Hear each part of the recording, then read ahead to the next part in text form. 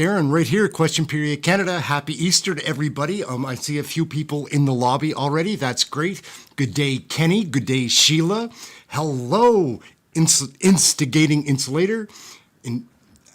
We're just excited. We do have a pretty good show lined up. We're going to watch the last question period from the Senate, and then we've got a bunch of Jordan Peterson and a few other pieces that we're going to jump into. That's great. And so we're going to jump in right away first. Hey, Jeremy, what's going on?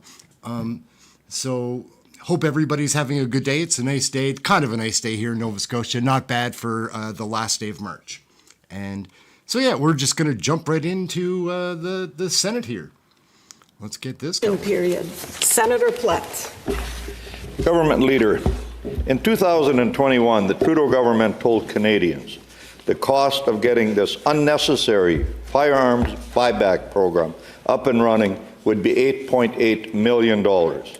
Last fall, I put a written question on the order paper asking for more information about this program. An answer was provided on Wednesday. This time I only had to wait 6 months to get an answer instead of 3 years. You're getting better. The response says the Trudeau government has already spent $41.9 million on this program. Not worth the cost, Leader. This is a boondoggle, and it hasn't even begun. Leader, how can your government have spent $42 million on this? How many firearms have they bought back? Senator Gold. Thank you for your question. You know, it is hard to put a price on the value of a life. But every gun that is not in circulation, that cannot be used to create and to cause injury to individuals or their families, is worth the investment. And in that regard, the Government of Canada's firearm legislation and series of bills that we in the Senate have passed, admittedly over the objection of some members, are designed to keep and make Canada and Canadians safer. And in that regard, it is worth the cost, and this government will continue to do what it can to protect Canadians from the scourge of gun violence. Senator Plett. Well, I clearly read into that my answer is zero. Yeah. In December of 2020, the Trudeau government hired, what else? Consultants to provide advice on how to run this boondoggle. Canadians were told IBM's contract was worth $1.2 million. The answer is it is worth over $2.2 million is in fact what they've spent on them. Leader, do you commit to tabling a full breakdown of the $42 million in the Senate chamber so Canadians can see exactly how their tax dollars are spent? Senator Gold. Well, thank you for your question. First of all, you should not assume that my answer was zero. But if I may continue, honourable colleague, once again, the investments that Canada has made and will continue to make, both in the design and the implementation of the buyback program and all other measures associated with its program to reduce the scourge of gun violence, are justified and in the best interest of Canadians. Senator Carignan. Merci. Thank you very much. My question is for the Leader. Mr. Leader, this week you told me that Minister Lametti used the opinion of 2 retired judges in order to talk about a new process, but you refuse to tell us what those 2 opinions were. However, 3 different courts had found him guilty with complete evidence. Can you tell us what the names of the judges are? When did they provide this opinion to the minister and in what form? By what process or criteria were these retired judges chosen by the minister to provide this opinion? Senator Gold, thank you for the question, colleague. You know the rules surrounding legal opinions asked for by the government. They are protected, and for good reasons, and for Hi, Janet, good what's up? How are you? That said, the decision is the Justice Minister's prerogative as well as the Attorney General's. I mentioned a few days ago, if not yesterday or perhaps a few days ago, that according to the information that I have, Minister Varani does not intend to disclose anything regarding those legal opinions. Senator Carignan. You're correct, Mr. Leader. I understand the rules, and the opinion belongs to the government, and it's the government that can decide to raise the confidence and should do so. That's why, well, Patrick Michel, of the Director of Criminal and Penal Prosecutions, stated that this was an issue. Would you agree that your government's lack of transparency contributes to this perception? Grimes family in the House, Senator what's Gould, up? I will respond and simply say no. I do not agree. Senator Gould, it appears that in spite of federal government's investment in rebuilding Canada's pharmaceutical industry following COVID-19, drug companies in this country actually spent less on in-house research in Canada in 2022 than they did the year before. This de-investment is part of a pattern that this industry has established in Canada: abandon in-house fundamental research, mind the work of Canadian scientists, and charge high drug prices to Canadians. Can you please tell us what the government is doing to counter this pattern? Senator Gould. Thank you for your question, Senator. The government remains firmly committed to supporting cutting-edge technologies and approaches to accelerate drug recovery, to develop new drugs and treatments for the benefit of Canadians. And one example of this is the investment that the government has made, an investment of $49 million through the Strategic Innovation Fund for the creation of the Conscience Open Science Drug Discovery Network. This is a collaborative pan-Canadian network which aims to address gaps in the development of potential drugs and therapeutics, particularly in the areas of traditional market failures such as antivirals for pandemic preparedness, medicines for antimicrobial resistance, and medicines for rare and pediatric disease. Colleagues, I've also been informed that Conscience, this network, is expected to work with 27 key partners representing nonprofits, academia, and industry, including Canadian AI organizations and the pharmaceutical industry in this direction. Hey, Canadian Spider-Man, Senator what's Kutcher. up?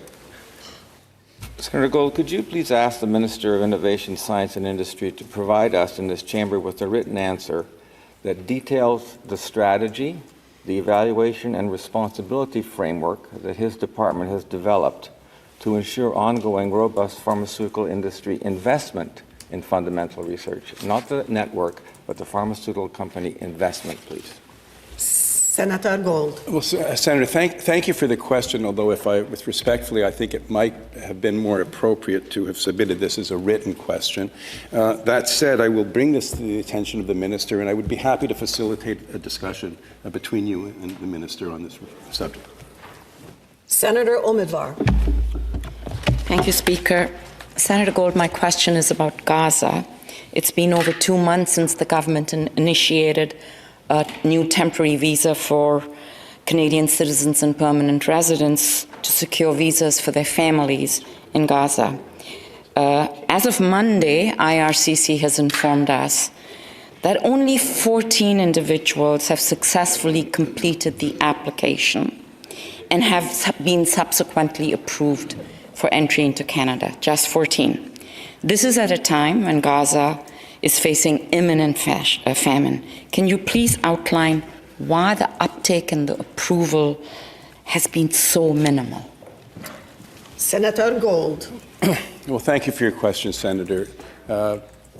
While movement out of Gaza remains very unpredictable, Canada continues to work with its partners on the ground to facilitate the safe exit of Canadians and of permanent residents, and of course, and of their family members. The challenge remains, colleagues, as we all know, that Canada does simply not determine who, when, or how many individuals can cross the Gaza Strip and cross Rafah. And this is a challenge, and the government will continue to work on every level to make every effort to make sure that extended family members and others that qualify are able to leave Gaza. Senator Omidyvar. Thank you, Senator Gold, for that answer. But those individuals who do leave Gaza and find their way to some safety in Egypt are then informed by IRCC officials that the application form must be completed in Gaza. So here they are, they've fled to some safety. They're being told, no, go back to Gaza, complete your application to meet the criteria. Do you understand this? I don't. Senator Gold. Well, no, this is a challenge, and thank you for raising it. This is my understanding. IRCC is unable to collect biometrics at the application stage. So what they've done is implemented, this is my understanding, a multi-stage process to collect enhanced biographic information both while applicants are still in Gaza, which was what they did, as you'll recall, with regard to Afghanistan. But then this allows IRCC to initiate the security screening process, and it's followed by biometric collection and screening in Egypt. And in that regard, IRC is doing what it can to eliminate this obstacle. Merci, Senator Gold. Senator. Thank you, Senator Gold. Merci, Madame la Présidente. My question. Thank you, Madam Speaker. The number of Canadians with HIV is on the rise. My province of Manitoba has almost 3 times the new diagnosis rate, and Saskatchewan has 4 times the new diagnosis rate compared to the national average. Self-testing for HIV meets people where they are and provides a safe way for people to get tested. Yet federal funding for HIV self-testing kits will run out at the end of this month in March 2024. Senator Gold, the government has stated it wants to end HIV as a public health concern by 2030. What is the plan to improve access to HIV testing? Senator Gold. Thank you for your question, Senator. It's an important one. My understanding is that the Public Health Agency of Canada is continuing to explore options to make HIV self-test kits available to community-based organizations after March 31st of this year. And the Public Health Agency of Canada will continue to work closely with CATI, that's the Canadian AIDS Treatment Information Exchange, which is an online HIV resource that can connect individuals to counseling and other HIV services as well, and to your point, to help find testing sites and HIV organizations. Senator Osworth. Thank you, Senator Gold. Discrimination against and stigmatization of people living with HIV remain significant barriers to accessing prevention, treatment, and support. More than 16,000 Canadians diagnosed with HIV are not actively engaged or represented in the HIV care continuum. Individuals need to access care without fear of judgment or discrimination. Senator Gold, what is the government's plan to raise national awareness, correct misconceptions, and reduce the ongoing stigma surrounding HIV? Senator Gold. Well, thank you for raising this important point. It recalls in another life when I worked with a group from the Canadian Bar Association to author the first report on the legal implications of AIDS, and this goes back to 1986. So I date myself in my answer. But the Government of Canada, in addition to the investments that it's making to support those living with HIV, will continue to do its part to communicate the importance of treating all Canadians, regardless of their medical situation or circumstances, equally. Merci, Senator Gold. Thank you, Senator Gold. Senator Gold, I was pleased to see the announcement of the $100 million participation agreement between the First Nations Bank of Canada and the Canadian Infrastructure Bank, announced earlier this month. I look forward to the First Nations Bank of Canada playing a managing role in the distribution of funds for infrastructure projects within Indigenous communities. Can you elaborate on how this particular project aims to address infrastructure challenges within Indigenous communities, and what specific types of projects will benefit from this funding? Senator Gold. Thank you for your question, Senator. My understanding is that the agreement will provide for a broad and long list of infrastructure programs to be funded. And this would range from or include everything from broadband projects, roads, energy infrastructure, to water and wastewater management, as well as housing, commercial, and industrial developments. This is very, very important work that First Nations, Métis, and Inuit communities will benefit from because they'll be able to get loans more quickly and more easily. Senator Klein. Thank you, Speaker. A supplemental question, Senator Gold. The CEO of the First Nations Bank of Canada, Mr. Bill Lomax, suggested in a CTV article that this agreement will provide accessible financing for projects ranging from large-scale developments to smaller initiatives, as you just outlined. Could you provide us with some assurances that this fund will indeed just do that? Senator Gold. Right. Well, thank you for my question. Your question. I'd like to be able to ask questions Speaker, from time Madam to time. Speaker has a really funny but voice, it is my right? understanding that both the Canadian Infrastructure Bank and the First Nations Bank have indeed stated that the agreement will cover both large-scale and smaller-scale infrastructure initiatives. It is important to note, however, that to a considerable degree, these infrastructure projects tend to be larger in scope, but it does cover all sizes of projects. Senator Plett.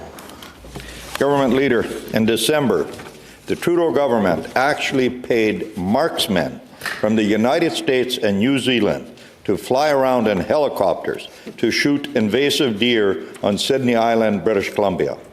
Parks Canada says the cost to Canadian taxpayers for this was $834,000. They confirmed 84 deer were culled, which works out to about $10,000 a deer. Even worse, the Trudeau government permitted these foreign hunters to use restricted AR-15 rifles equipped with prohibited silencers and prohibited 30-round magazines, all while they're taking firearms away from Canadian hunters. Leader, why did the Jagmeet Singh, Justin Trudeau government think this was a good idea? Senator Gold. Well, thank you for your question. I do not have the information that underlying the need to engage in this culling of deers. I am going to make an assumption, and what I rarely make assumptions in this place, but I'm going to make the assumption that it was based upon proper and appropriate input from the authorities, whether provincial, territorial, or federal on the ground. And in that regard, I will certainly raise your concerns about the cost and other matters with the relevant minister. Senator Plett. There is no justification for this, leader, none. They will never fix the budget, and they have no common sense. To top it all off, Parks Canada also confirmed that 20% of the deer culled by the foreign hunters were the wrong species of deer. The Prime Minister proves time and time again that he is not worth the cost, doesn't he, leader? Yes. Senator Gold. No, I think the answer to that question is no, but I congratulate you, honourable colleague, on managing to get 3 or 4 of your catchphrases in a very brief question. Pretty Senator slick. Martin. Well, you mentioned proper input, and the question is, why were the local residents, BC hunters, not consulted on this? So my question also concerns the invasive deer cull in December. I strongly suspect, if given the chance, local BC hunters would have gladly paid for tags or permits to participate in this cull, instead of having Canadian taxpayers bear the cost of $834,000. This could have provided food for their families. They wouldn't have fired semi-automatic rifles from a helicopter while doing so. So I also suspect local hunters would have shot the correct species of deer. So, Leader, if the government was intent on going ahead with this, why weren't local BC hunters not asked to participate? Absolutely. Senator Gold. Well, thank you for your question. I mean, it's a fair question. I certainly will add that to the question that I will address to the minister. Senator Martin. Leader, Parks Canada has said that the second phase of the cull will take place between this coming fall and the spring of 2025. How much is that going to cost? Given the waste of money and the utter lack of common sense displayed so far, is the Trudeau government considering any changes to the next phase of its deer cull on Sydney Island? Senator Gold. Thank you. Once again, I now have an even longer list of questions that I will address to the Minister, and I undertake to do so. Senator Usakos. Senator Gold, on April 1st, your government plans to increase again the carbon tax. A carbon tax that has contributed absolutely nothing in hitting your environmental targets. It has contributed in creating inflation, historic high costs of living that is pummeling young Canadians who are up here in the gallery, who are having a hard time buying homes. It has created record number of Canadians lining up in food banks. When is your government going to stop being ideological about this and understand that this thing isn't working? And when will your government, once and for all, spike the hike, axe the tax, and put an end to this April Fool's joke? Hear, hear. Senator Gold. You know, in my tradition, we have we are accused of answering questions with questions. I will answer your question, the government, and then I will pose one of my own. The government has no intention of retreating on its on putting a price on pollution, which is the most market-sensitive, effective measure to address the existential climate challenge that we and our planet is facing.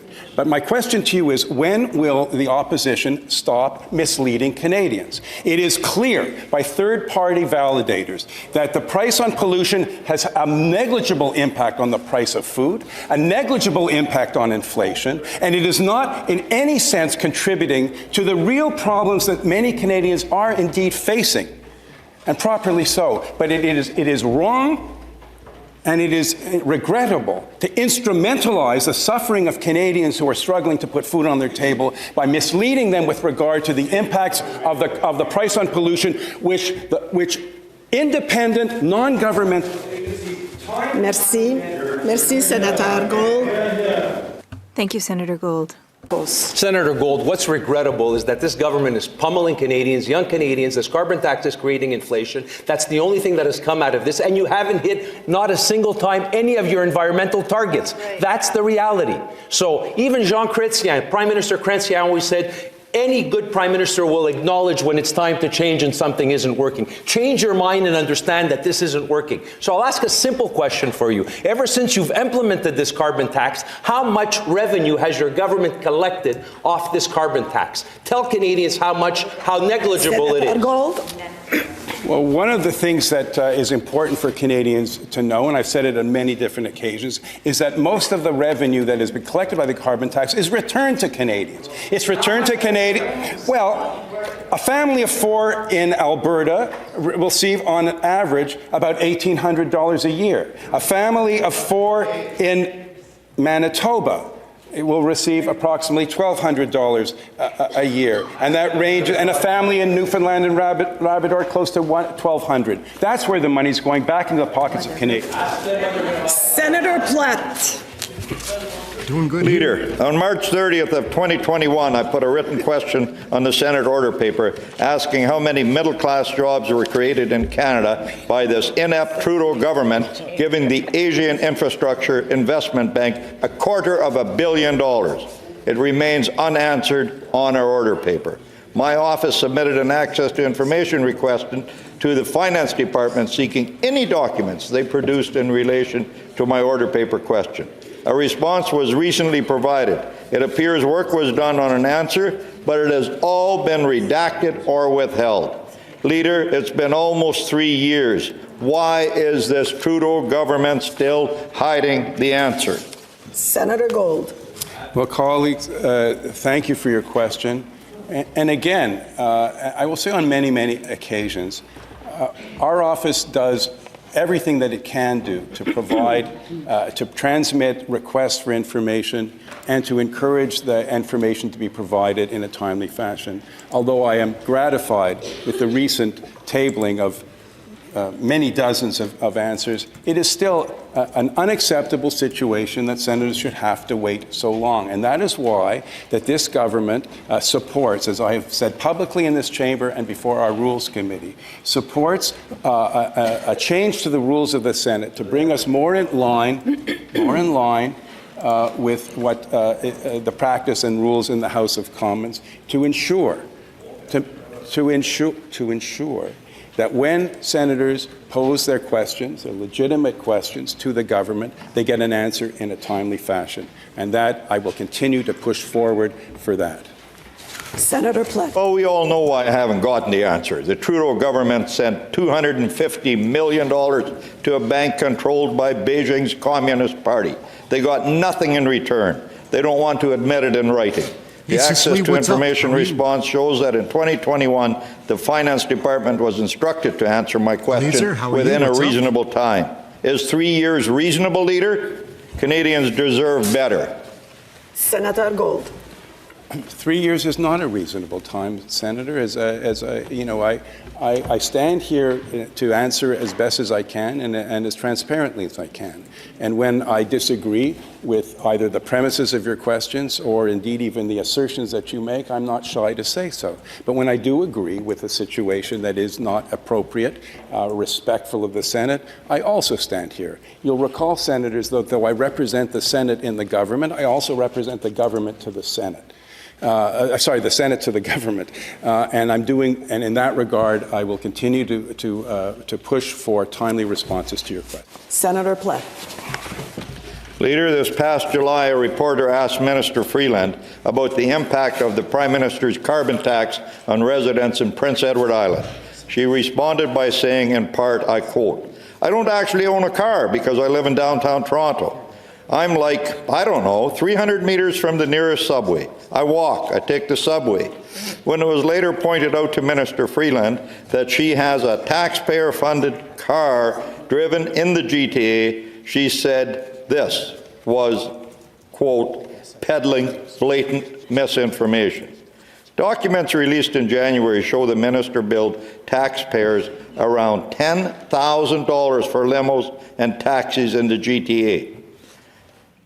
Leader, are her expense claims misinformation? Senator Gold. Well, again, Senator, thank you for your question. I think there's clearly a difference, if I may state the obvious, and your question revealed that, between whether or not there is a minister's car available for her in Toronto, or whether or not she is claimed, as we all do, legitimate expenses associated with parliamentary work.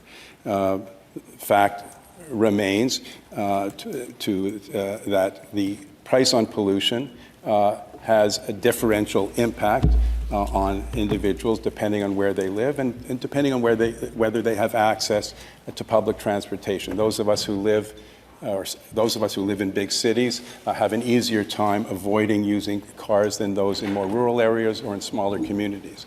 But again, the price of pollution does provide important rebates to everyone who lives in a province like PEI that has not decided to put a carbon pricing regime in place.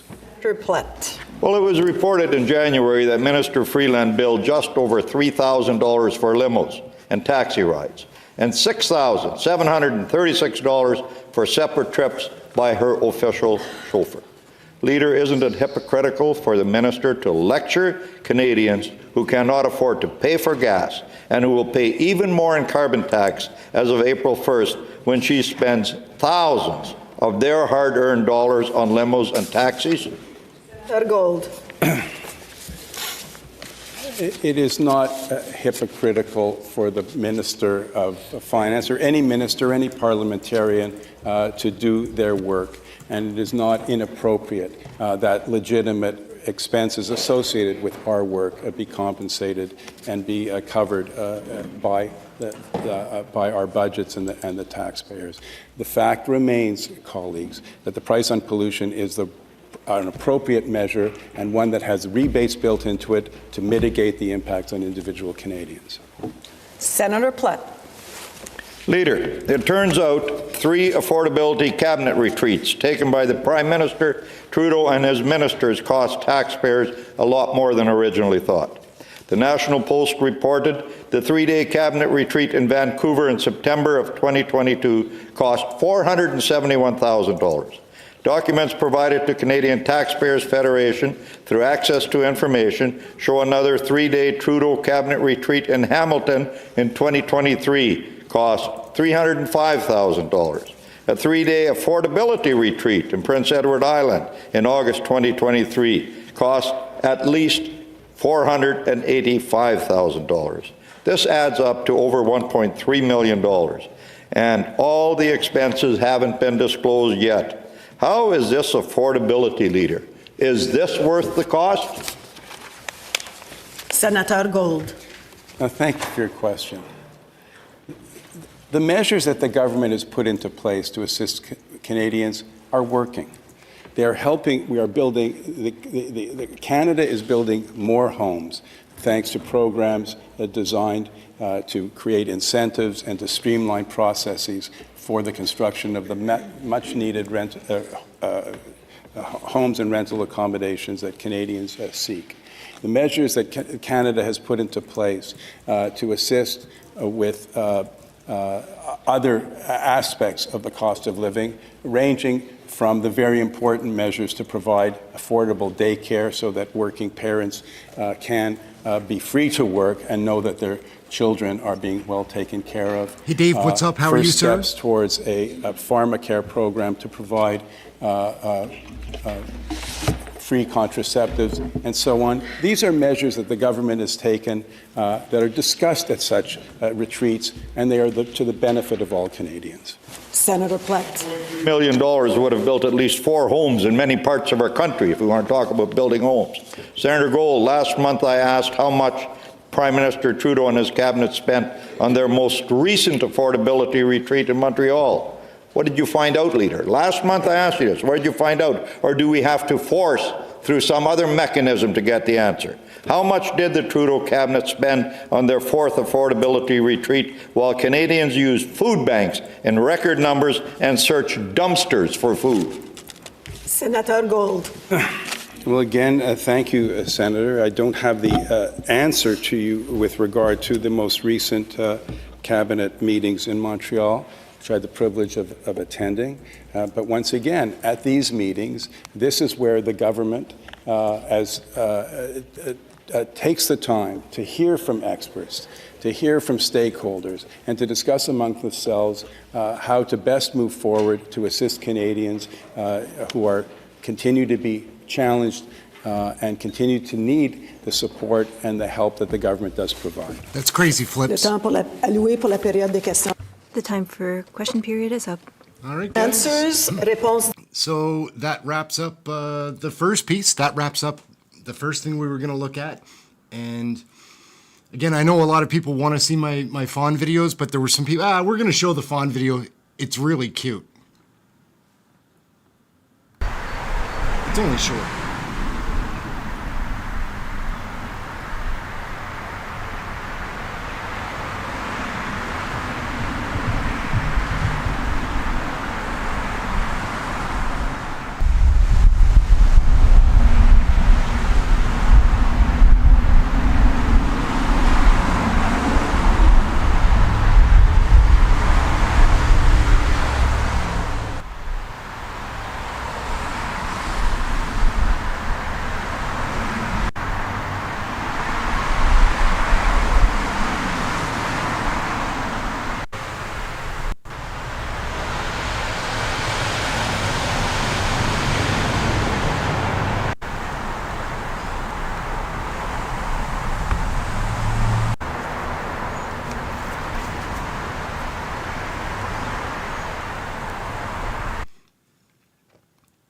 All right, guys, we're not going to spend too much time on that because we're here for politics, but I used to make deer videos. That's how I started learning how to use the YouTube interface, just uploading those.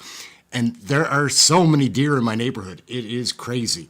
There are, I'm guessing 15, and then I had one that got hit by a car, and I tried to help nurse her back, and she recovered. She made it through the winter. She's got a bad leg, but anyways, we're going to jump into the next piece. We're jumping into Jordan Peterson. He's in front of the U.S. Judiciary Committee, and this piece is very awesome, guys. I think that you'll like it.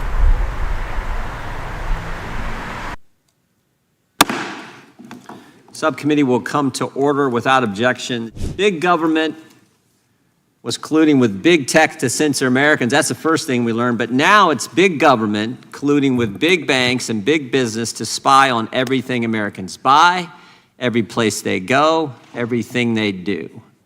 Big government wants your financial data because it's full of sensitive information about you.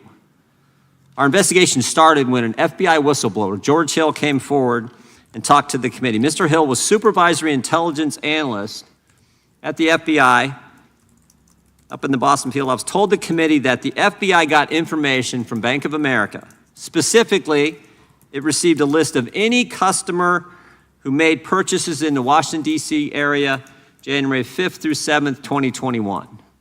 The whistleblower supervisor, special agent in charge of the Boston field office, Mr. Bonavolanta, corroborated Mr. Hill's testimony when he spoke to the committee.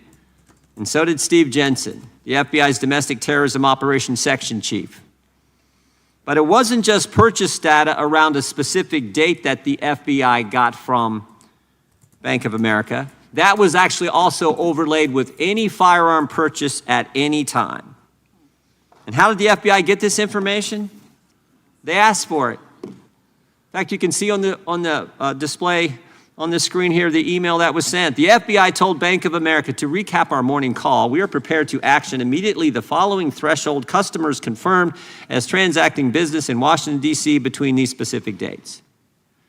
So if you're in Washington, D.C., visiting your kids, maybe visiting your aunt, or maybe just a friend, the FBI wanted to know about every single purchase you made.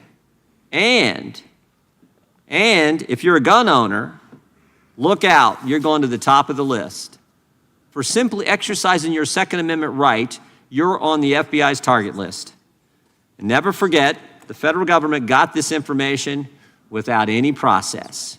No warrant, and frankly, no notification. The bank didn't tell the customer that we're handing this information over to the FBI, the most powerful law enforcement agency in the world. Now, these FBI agents, Mr. Hill, Mr. Bonavolanta, Mr. Jensen, they all said this was wrong and, in fact, sent the information back to FBI headquarters in D.C.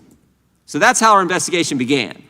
But since then, and we continue to investigate, but since then, we've learned that the financial surveillance was broader and there was actually a specific objective. The federal government is building profiles on the American people. And the profile isn't based on criminal conduct, it's based on political beliefs. And if you got the wrong political beliefs, well, you're potentially a domestic violent extremist. We now introduce today's witnesses. Dr. Jordan Peterson is a psychologist, author, and professor emeritus at the University of Toronto. He previously taught at Harvard University and McGill University. He has published more than 100 scientific papers, hosts a popular podcast, hosts public lectures across the United States, Canada, Australia, and Europe, and offers online programs to help consumers better understand their personalities and themselves. Dr. Peterson has been targeted for his views on the importance of free speech and traditional values, and has warned of the dangers of debanking political opponents, as he has seen in Canada. We'll begin by swearing you in. Would you please rise and raise your right hand?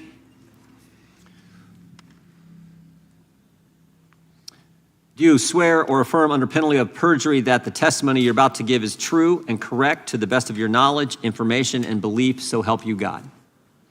Let the record show that the witnesses have answered in the affirmative. Thank you. And we will start with Dr. Peterson. Mr. Peterson, you're recognized for 5 minutes. And thank you again for being here.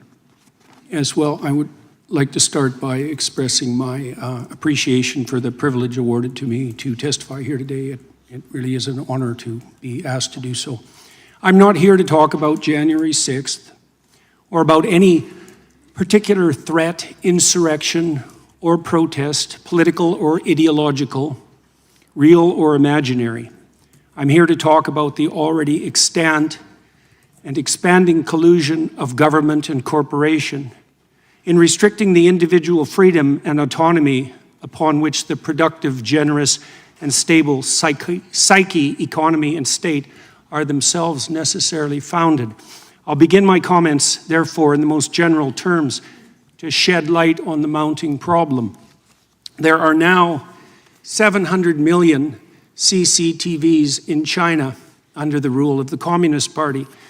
The system to which those electronic eyes are attached is the most complete state apparatus of surveillance yet imagined, with the ability not only to recognize faces at a distance, but gate itself when facial features are hidden or obscured.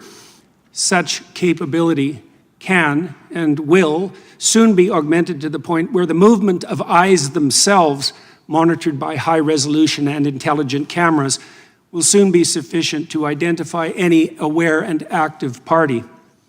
The demented, naive, and prideful engineers who so enthusiastically helped build this system call it Skynet, after the rogue and all-seeing technology that took such a dreadfully wrong turn in the famous science fiction movie Terminator series, featuring artificially intelligent robot intelligences hell-bent on protecting themselves by destroying humanity.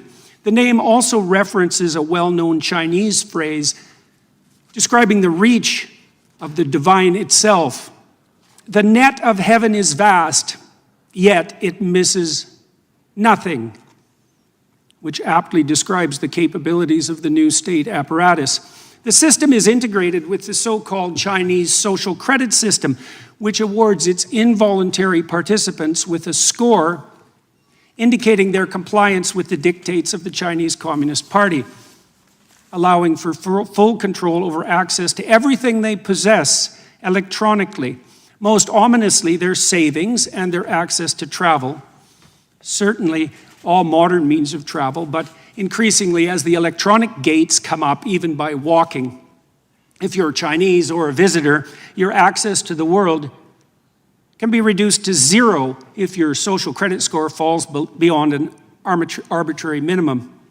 This allows you purposefully to be shut out of all activities that can be virtualized. And in a rapidly virtualizing world, this increasingly means all activities: driving, shopping, working, eating, finding shelter, even fraternizing with friends and family, as merely being in the presence of someone with a low social credit score means that your own score can be lowered. This has also opened up the opportunity for the government to extract slave-like labor from its citizens so burdened, as the donation of free work to the state still constitute one means by which erring Chinese men and women can increase their score and remain part of human society. This is precisely the payment system most desired by the most tyrannical, not the work for me and benefit thereby that constitutes the contractual arrangement undertaken by free and sovereign citizens, but the work for me and I will lift the deprivation I imposed that has always been the leitmotif of the slaver. Why is any of this relevant to people in the West? Well, because the technology that the Chinese Communist Party employs is an extension of Western technology. Because we already fell prey to the terrible temptation of lockdown employed by that state in the face of hypothetical crisis once and in the very recent past, because we're walking step by step in the same direction, partly because of the hypothetical convenience of universal and automatic recognition of identity, and partly because any problem whatsoever that now confronts us can easily be used to justify the increasing reach of the security and nanny state. It is said that Stone Age people, first confronted with cameras and their resultant photographs by modern anthropologists, objected to having their images captured as they feared the captivity of their souls. Hey, It turns True Blue, out that what's up, such man? How fear are was you? prescient. The images that we leave behind while navigating virtual space are such close duplicates of our actual selves that the capture of our essence is at this point all but guaranteed.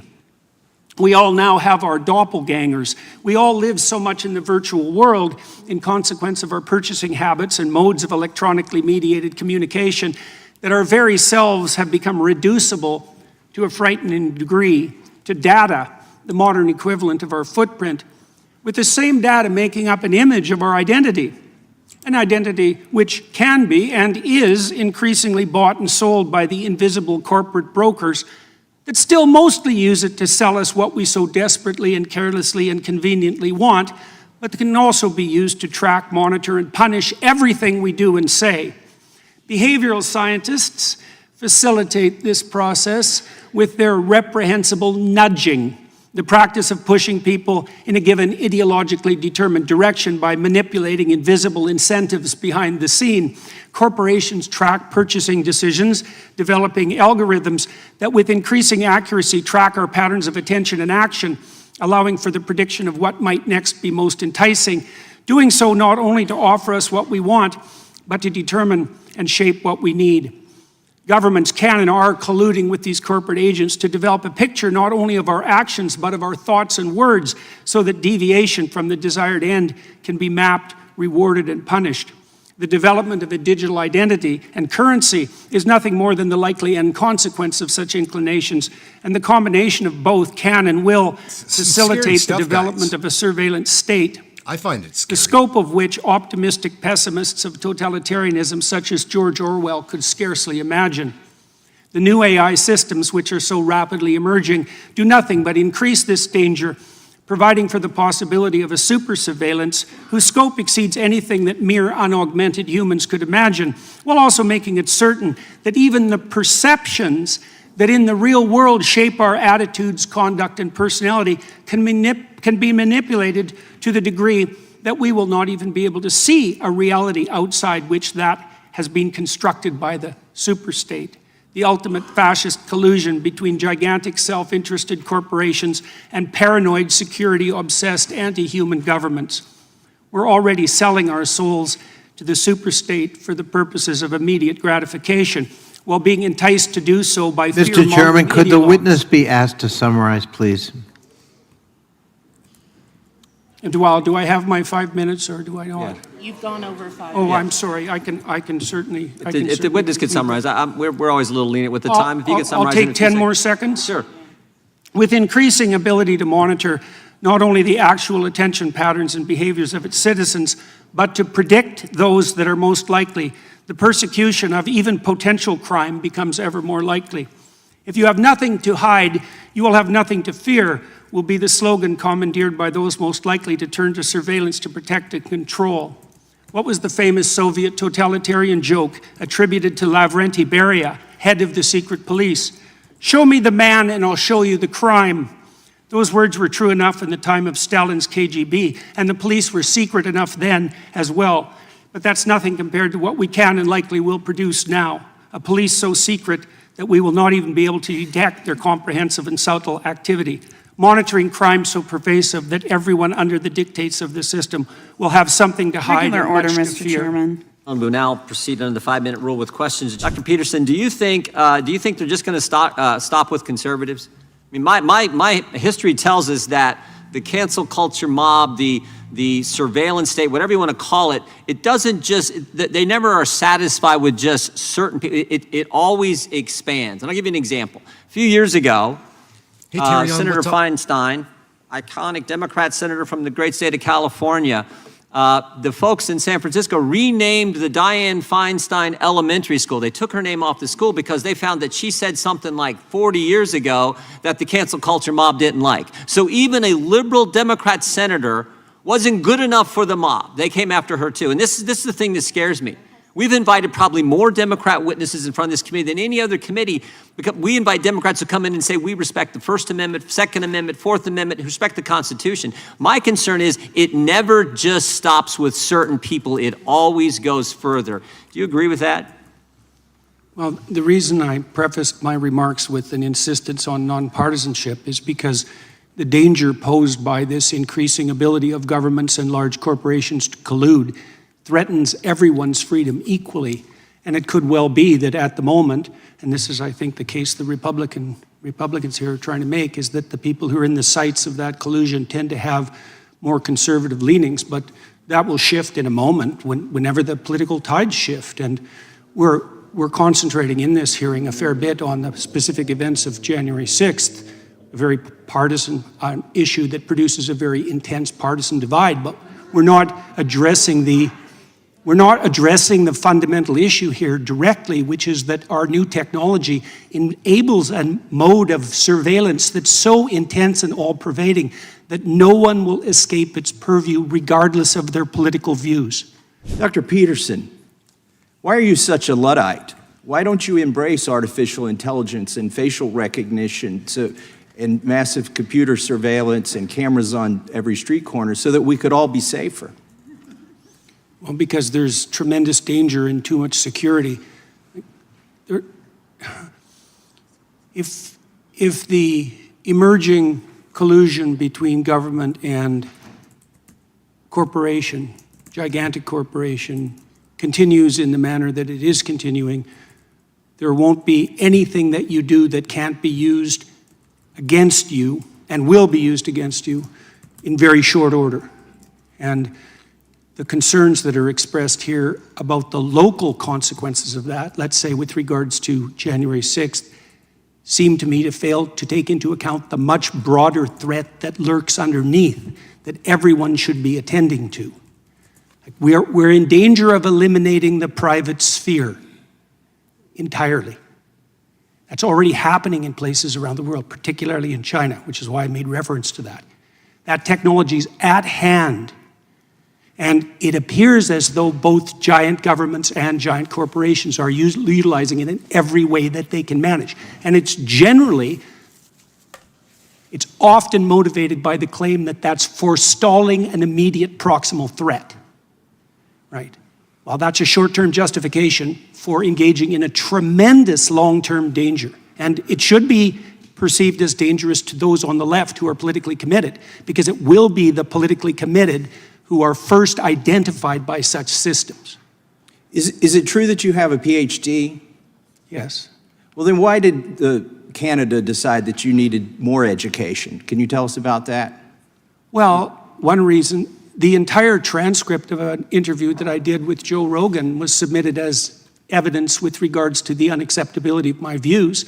What I was doing primarily in that interview that was criticized was questioning the validity of the economic models of economic collapse that were stacked upon the unstable models detailing out climate change 100 years into the future. That was deemed in Canada sufficient to proceed with complaints against me with regards to my professional competence to serve as a licensed psychologist. That was only one of many anonymous complaints that were fostered directly in relation to my political views. Well, I thank you for showing up today. I think they may use your testimony as evidence that your re-education has not been successful. I yield back to the chairman. There are Republicans and Democrats who want to roll back the Patriot Act. What a beautiful name, but it's being used to violate American citizens' rights to privacy. We have one of the rarest things possible. You have Mr. Jordan and Mr. Nadler in complete agreement on how to reform the Foreign Intelligence Surveillance Act. And frankly, the Foreign Intelligence Surveillance Act part works pretty well. It's the Domestic Surveillance Act. Well, there isn't one, because the Fourth Amendment guards it. It says you're supposed to get a warrant. And we're covering a giant hole here, not about January 6th, but about the Bank Secrecy Act and third-party doctrine. Things that are being abused, weaponized against the citizens of this country. Now, they don't have all these same safeguards in Canada, and Dr. Peterson, you've experienced some of the consequences of not having the safeguards that we have in this country. I wonder if you could elaborate on how consequential it is to have the safeguards we do have here on privacy and speech. Well, I know that my colleagues on the psychological front and on the medical front in Canada are increasingly frightened of making any of their political opinions known in any form whatsoever, because governmental agencies, usually of the mid-level bureaucratic sort, have been empowered as a consequence of our lack of First Amendment rights to intervene as they see fit in relationship to stated opinion, political or otherwise. And it's not good. It's seriously not good. And there's new legislation coming up also reflecting that lack of proper constitutional protection that will make even the suspicion that a crime may be committed punishable. That's Bill C-63. I'm just saying, in a fundamental sense, do you think there should be a warrant requirement before some financial institution hands over the name of the customer based on certain purchases they may have made? So in a general sense. Yes. You think there should be? Yes. That's great, because your colleagues don't think so. Now, let me go to this. Do you think, Mr. Michel, that if it can't do a warrant, do you think there should be at least a notification? So should at least the bank say, hey, Mr. Smith, the FBI just asked me for all your purchases on a certain date, and they want to know if you've ever bought a gun. Do you think that the bank should at least tell their customer who they're supposed to serve? Do you think they should at least be compelled to tell them that?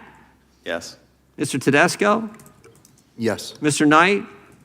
Yes, with reasonable exceptions for an ongoing criminal case. Fair enough. Mr. Peterson? They should get a warrant. They should get a warrant. Back to the first thing. Mr. Falone? Again, with exceptions for criminal investigations. We got agreement on the panel. The first time we've had that this morning. Dr. Peterson, I want you to talk about the debanking issue we saw so much of, and how that was, particularly I guess with the truckers, and how that's, because I see it coming. I see it coming here, and it frightens me. I want you to talk about what took place in Canada, and if it in any way impacted you. Well, there was essentially a working class protest against the extensive length of the COVID lockdowns. And one consequence of that was that Canadians who participated, even by donating to the protest and even by donating small amounts to the protest, had their bank accounts seized in consequence of a collusion between the banks and the government that was extrajudicial, that was recently deemed unconstitutional, despite the fact that we don't have strong First Amendment claims. So this happened. The government is currently maneuvering in Canada to make the possibility of such collusion a certainty across multiple actual and potential domains of so-called harm, particularly in relationship to government-defined hate. Yes, this is absolutely coming, and it's facilitated by the kinds of advancements in technology that we talked about today. Yeah, we know it's coming because we've seen what do they call it, the liaison information report from the FBI to the bank saying possibly include firearm legislation, the easing of immigration status, new limits on public land, and discontent with renewed measures to mitigate the spread of COVID-19. So the very issue that these truckers were debanked in Canada is the very thing the government is saying to banks, we need to look at this as well. That single issue. That is, again, what frightens me so much. Who would you consider to be the biggest victims of this surveillance operation? I think it's the American citizens, and I think it's a bipartisan issue. Some of the Democrats in this chamber and in the Senate sent letters to the big banks just a few weeks ago talking about de-risking. They call debanking de-risking. We're talking about the same thing of Arab Americans, Muslim Americans, including because of their religious donations and donations to charity. So it's a bipartisan issue, and I think we all should be concerned about it and try to work together for solutions. No, I 100% agree with you. And you know, what do you think right now under the BSA, under the current structure, what is the remedy for Americans? Well, there isn't much. There is none, right? There is no mechanism for judicial review, right? So Americans cannot protest a bank who is ostensibly an arm of the government at this point. They cannot protest the disclosure of their financial transactions to the federal government. There's no mechanism for that, is there? That's right. And so, and obviously, they don't have any knowledge that their data was collected to begin with, do they? Yeah, I think one of the scariest things I heard at this hearing was what Mr. Michel said, once the bank has the data, the government has the data. Right. Can you hire a private security firm to search somebody's house without a warrant? I don't think so, no. No, you have to have a warrant. So what is the difference here? It's a big risk, and it needs to be fixed. So you would articulate, let me ask you the panel this, do you think that under the current BSA or other laws that it would be wise, given where we are from a technological standpoint, do you think it would be wise to revisit the BSA or the other laws to provide that protection for Americans' privacy, sir? Well, there were some concerns expressed earlier about what might happen in the aftermath, let's say, of Donald Trump's election with regards to political belief, and anything that facilitates the collusion between government and giant corporation and enables that kind of information gathering will absolutely be used in that way. That's why I made comments earlier regarding this as a bipartisan issue. Once this capability exists, and it's being magnified now, it will be used in all directions. So the people at risk will be politically active vocal Americans.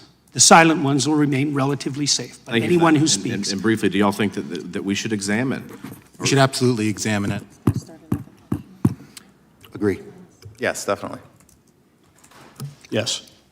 Gentleman's time has expired. The Excuse me, gentlelady from Mr. Florida is recognized. Mr. Chair, I have a point of order.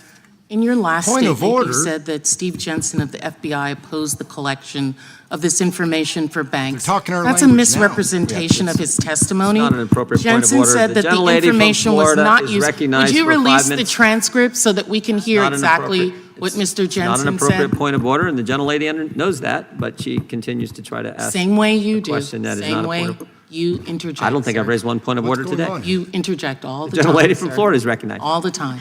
Thank you, Mr. Chairman. You know, I'm actually just, I going continue on? to be stunned by the big government advocates that we come There's across only a couple of and the minutes ones that left in this serve in video, this very chamber. and then we're going to watch the Hamas They're not even hiding it anymore. protest. They're saying the quiet part out loud. Then we're gonna They watch want some more dependency, they want Jordan control. Peterson, 'cause and the he's total fine. disregard for the Constitution and the oath that many of my colleagues, actually all of my colleagues, have taken and violated. It's just... She looks like a it's serious so woman, man. disturbing to me.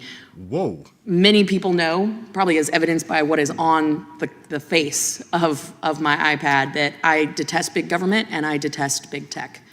The two Sounds like a combined have proven to libertarian. be a lethal combination when it comes to liberty and freedom. Yeah. Because quite frankly, we know that the MO of big tech and big financial institutions combined with big government, it's to erode and evade Americans' constitutional rights. And we're here today because of a blatant Fourth Amendment violation, where big banks colluded with big government to turn over data that didn't belong to them to target Americans, innocent Americans. Because in this country, it is still a fact that you are innocent until proven guilty, despite what everyone is trying to do and flip that around. Now, Dr. Peterson, it's good to see you again. I couldn't help but notice your reaction when my colleague was talking about the First Amendment not being absolute. And so I do want to give you the opportunity to weigh in and respond to that.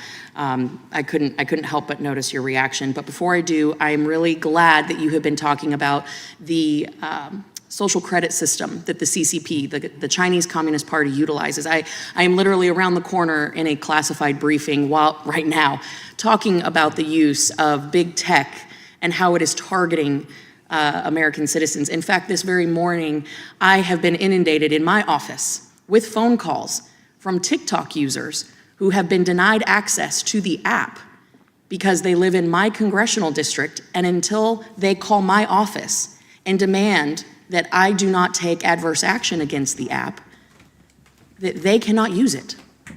Talk about big tech directing behavior.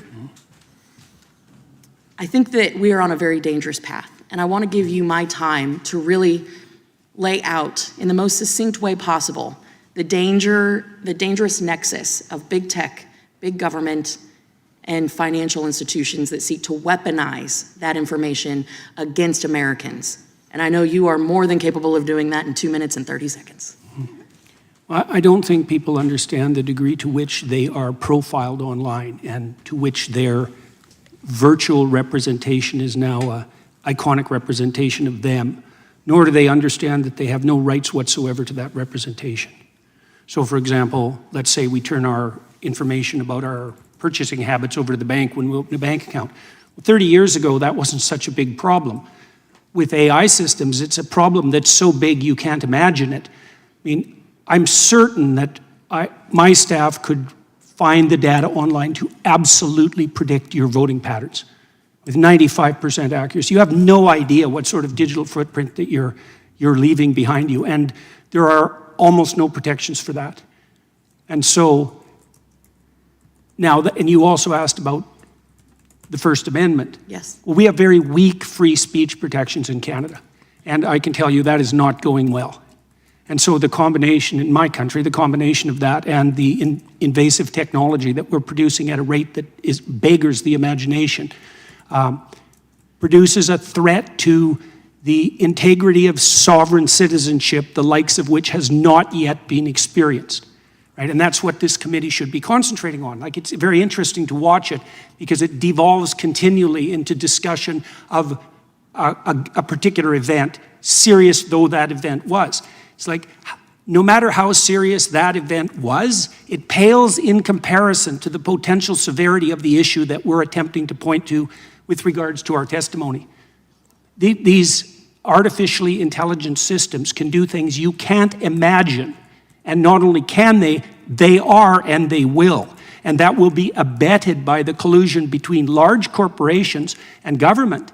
And it's certainly the case that the people who stand on the left, especially with regards to their, what would you say, skepticism of large corporations, which is often perfectly warranted, should be utterly terrified about this. Man, you did that in less time than I thought. Well, I had to get it right once today. No, I appreciate that. And I think you have seen it front and center. Certainly, we all watched in horror as the truckers' bank accounts were seized, were shut down, who protested the mandates.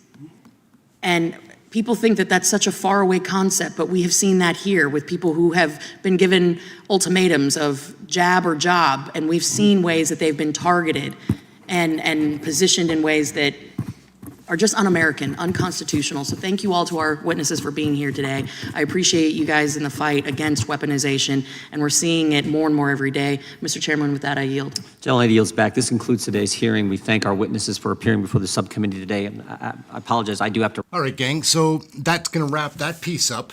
And now we're going to jump into, pardon me, we're going to jump into the Hamas protest. And this is wild. I will give you the heads up that this is, it's not gory or bloody, but it's a lot. And then we're going to watch some more Jordan Peterson. We'll flip back to the CHYSTIA FREELAND, where somebody left a phone message and then they're being harassed by the police about it and their reaction with that. Anyways, this is the Hamas piece.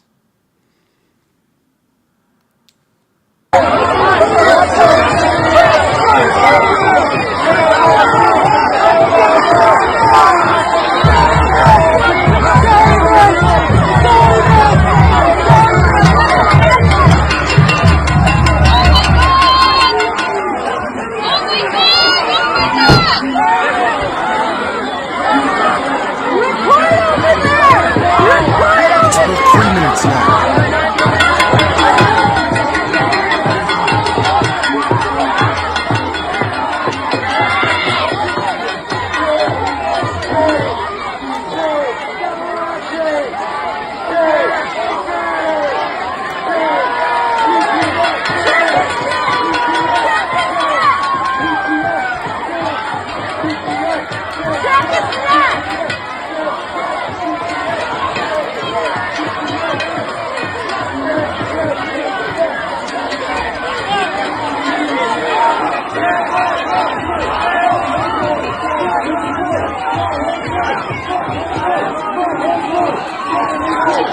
I don't like seeing stuff like this going down in our country, guys. This is Toronto. Like, I get cat food in my mouth right now.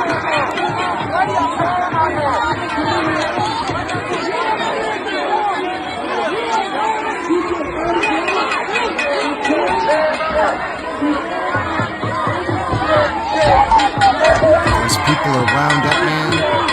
I'm afraid it gets way worse before it really starts to get better.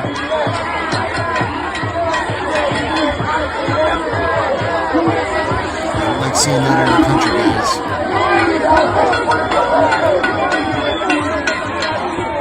Happy to see a lot of young people there. That's good. Oh my God! Yalla Hamas! Yalla Hamas!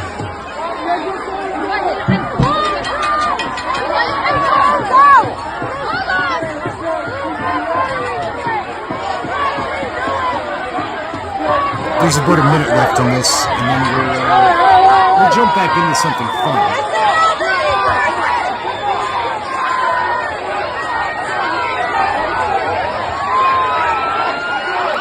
That poor old guy, man. Oh,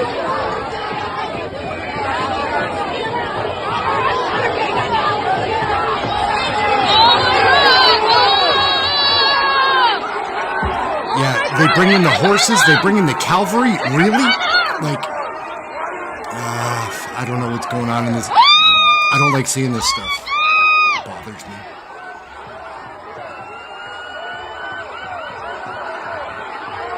It's so dangerous. Look at all the horse poop. Gross.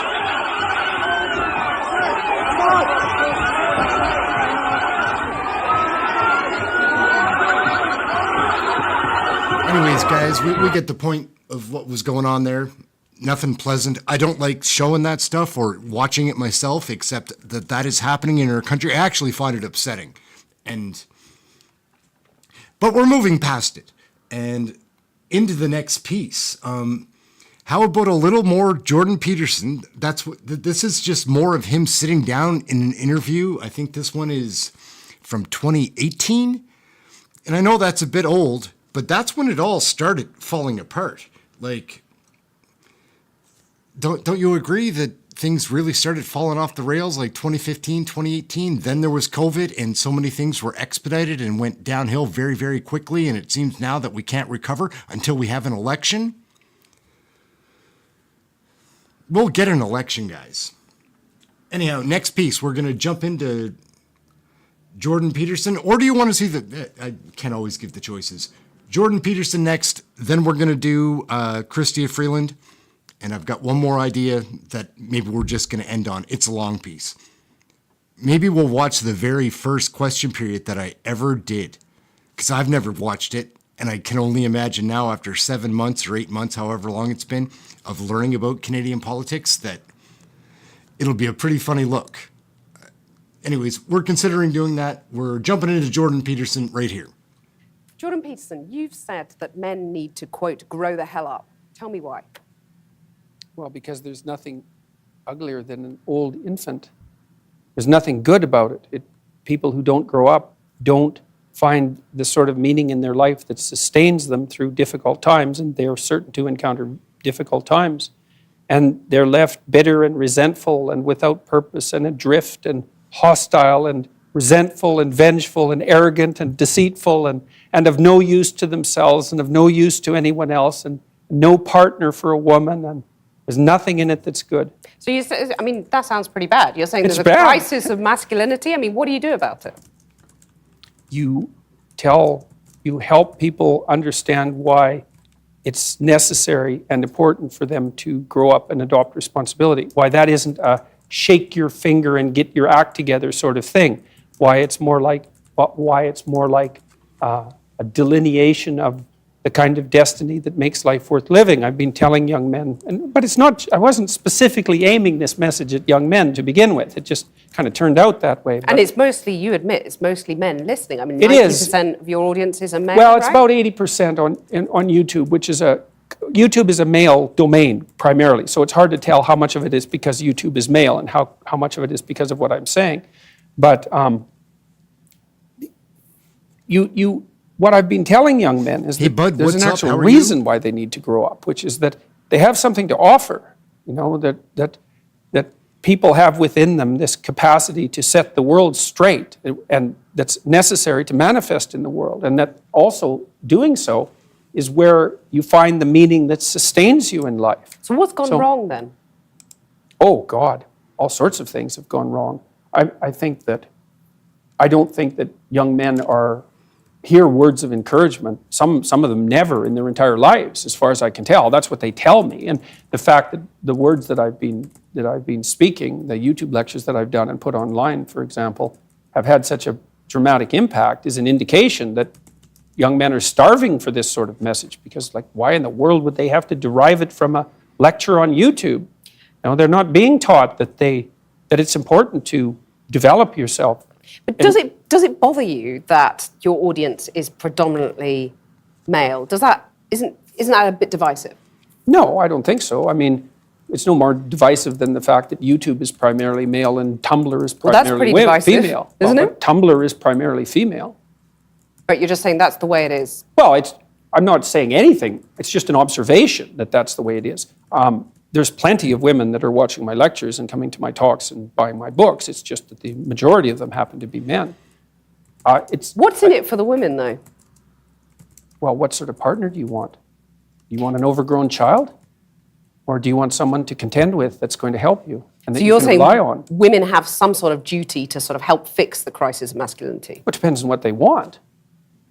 No, I mean, it's exactly how I laid it out. Like, women deeply want men who are competent and powerful. And I don't mean power in that they can exert tyrannical control over others. That's not power. That's just corruption. Power is competence. And why in the world would you not want a competent partner? Well, I know why, actually. You can't dominate a competed partner. So if you want women domination, want to dominate, is that what you're saying? no, I'd say women who have had their relationships their relationships with men impaired, and who are afraid of such relationships will settle for a weak partner because they can dominate them. But it's a suboptimal solution. Do you think that's what a lot of women are doing?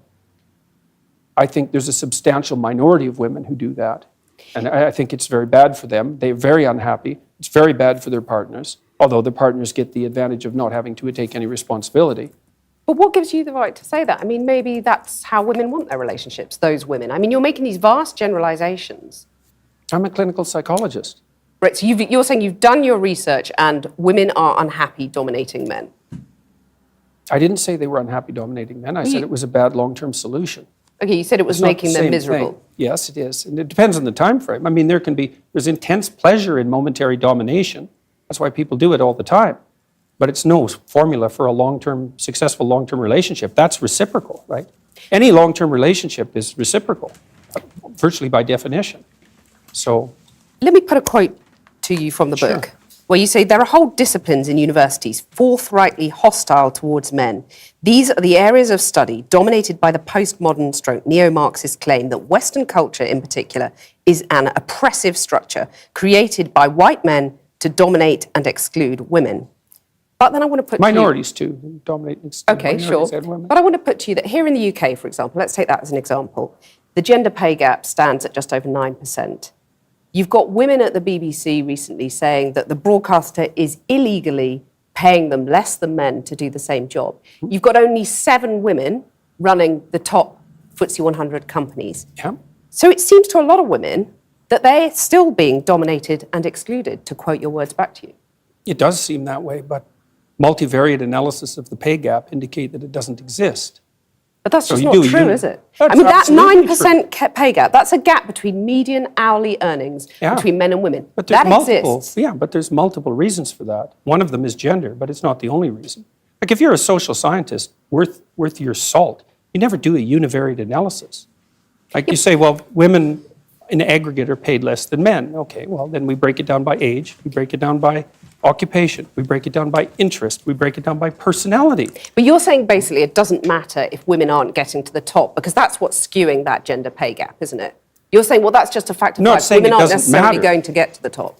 No, I'm not saying it doesn't matter either. You're saying I'm it's a saying fact there are of life. multiple reasons for it. Yeah, but and that those aren't being reasons, taken into why account. should women put up with those reasons? Why should women be put up with it? content I'm not not saying to that get they to the should top? put up with it. I'm saying that the claim that the wage gap between men and women is only due to sex is wrong, and it is wrong. There's no doubt about that. The multivariate analysis have been done. So I can give you an example. You keep on talking about Wait a second. multivariate analysis. Let me give you an But example. I'm saying that 9% pay gap Yeah. exists. Yeah. That's a gap between men and women. I'm not saying why it exists, but it exists. Now, Yeah, but if you you're a have to say woman, why that it seems exists. pretty unfair. You have to say why it exists. But do you agree that it's unfair? If you're a woman, Not necessarily. and on average you're getting paid 9% less than a man, that's not fair, is it? It depends on why it's happening. I can give you an example. Okay. There's a personality trait known as agreeableness. Agreeable people are compassionate and polite. And agreeable people get paid less than less agreeable people for the same job. Women are more agreeable than men. Again, a vast generalization. Some It's not women a are not more generalization. agreeable than Yes, men. that's true, but that's right. And some women get paid more than men. So you were saying that by and large, women are too agreeable to get the pay rises they deserve. No, I'm saying that that's one component of a multivariate equation that predicts salary. It accounts for maybe 5% of the variance, something like that. So surely you the need about answer- you need about another 18 factors, one of which is gender. And there is prejudice, there's no doubt about that, but it accounts for a much smaller proportion of the variance in the pay gap than the radical feminists claim. Okay, so rather than denying the pay gap exists, which is what you did at the beginning of this conversation, shouldn't you say to women, rather than being agreeable and not asking for a pay rise, go and ask for a pay rise? Make yourself disagreeable with your boss. Oh, definitely, there's that. But I also didn't deny it existed. I denied it existed because of gender. Okay. See, because I'm very, very, very careful with my words. So the pay gap exists, you accept that, but you're saying, I mean, the pay gap between men and women exists, but you're saying it's not because of gender, it's because women are too agreeable to ask for pay rises. So It's make one them- of the reasons. Okay, one of the reasons. So why not get them to ask for a pay rise? I've Wouldn't done that be that. a fairer I've way done of that proceeding? many, many times in my career. And they just I've don't? counseled. Oh, they do it all the time. You can. It's so one of the things that you do as a clinical psychologist is assertiveness training. So you might say, often you treat people for anxiety, you treat them for depression, and maybe the next most common category after that would be assertiveness training. And so I've had many, many women, extraordinarily competent women in my clinical and consulting practice, and we've put together strategies for their career development that involve continual pushing, competing for higher wages, and often tripled their wages within a 5-year period, teaching you them how to celebrate that? negotiate. Of course. So do you agree that you would be happy if that pay gap was eliminated completely? Because that's all the radical feminists are saying. It would depend on how it was eradicated and how the disappearance of it was measured. And you're saying if You it's at can't- the you cost can't- of men, that's a problem. Oh, there's all sorts of things that it could be at the cost of. It could even be at the cost of women's own interests. So, Because they might not be happy if they get equal pay. no, because it might interfere with other things that are causing the pay gap that women are choosing to do. Like having children. Well, or choosing careers that actually happen to be paid less, which women do a lot of. But why shouldn't women have the right to choose not to have children or the right to choose those demanding careers? They do. They can. Yeah, that's fine. But you're saying that makes them unhappy, by and large. I'm saying that no, I'm not saying that. And I actually haven't said that so far. You're in the saying program. it makes them miserable. No, I at the said that beginning. what was making them miserable was having weak partners. That makes them miserable. Right. I would say that many women around the age of, I would say between 28 and 32, have a career family crisis that they have to deal with.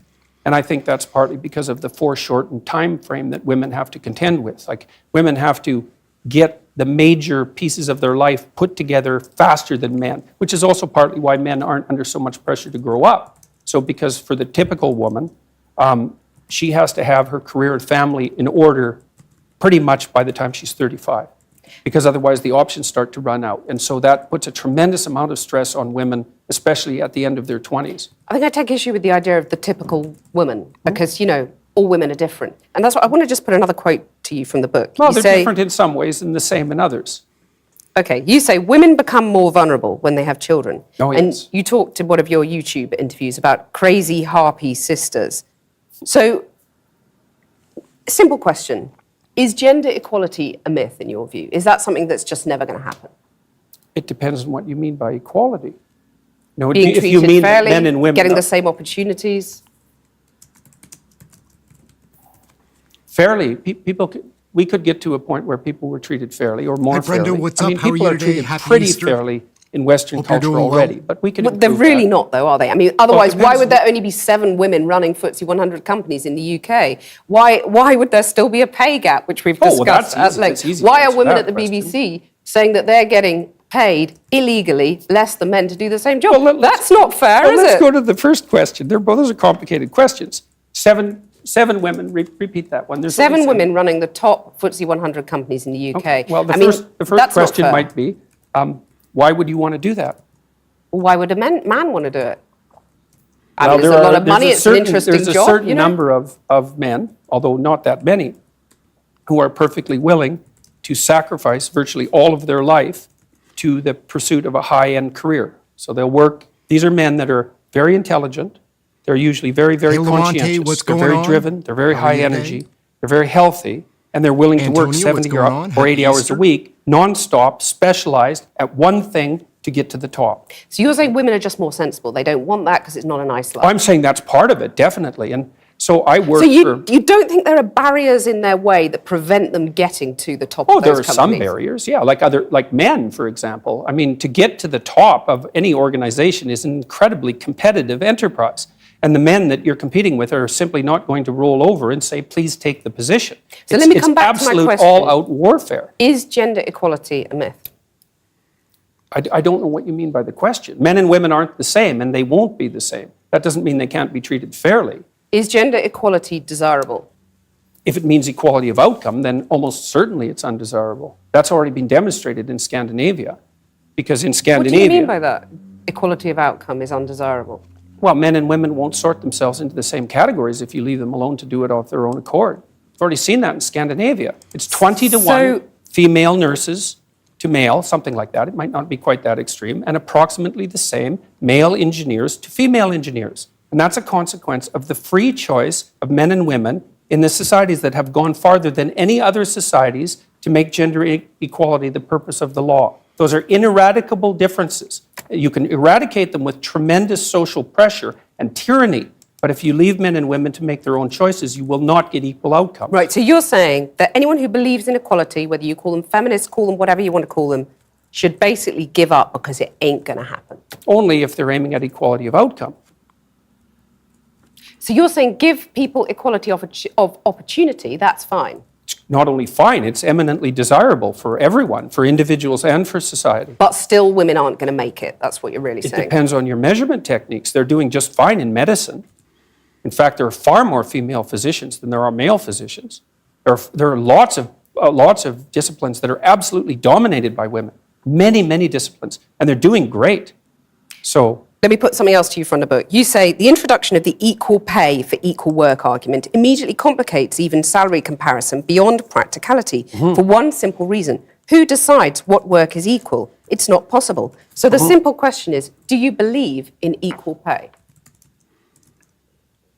Well, I made the argument there. It's like it depends on so who you defines don't believe it. in equal pay? No, I'm not saying that at all. Because a lot of people listening to you will just say, I mean, are we going back to the dark That's ages because they're actually here? not listening. They're I'm just listening very projecting carefully, what and they I'm think. hearing you basically saying women need to just accept they're never going to make it on equal terms, equal outcomes is how you defined it. No, I didn't If I say was that. a young said that woman equal- watching that, I would go, well, I might as well just go and play with my Cindy dolls and give didn't up say trying that. at school because I'm not going to get the top job I want because said there's that someone sitting there saying it's not possible I and it's said not that desirable, equal it's going to make outcomes you aren't miserable. desirable. That's what I said. It's a Yeah, bad it's not social desirable. goal. I didn't say that women shouldn't be striving for the top or anything like that, because I don't believe that for a second. Striving for the top, but you're going to put all those hurdles in their way, as has been in their way for centuries, and that's fine. You're saying that's fine. No, I really The think patriarchal I system really is think just that's fine. silly. I do. I think that's silly. I really do. I mean, look at your situation. You're hardly unsuccessful. Yeah, and I have How do you battled quite manage hard to get where I've got Exactly. to. Good So that's for you. okay. Battling is good. This is all It's about the fight. inevitable. But you talk about men fighting. I mean, let me just put another thing to you from the book. Why You're wouldn't saying you have to real- battle for a high-quality position?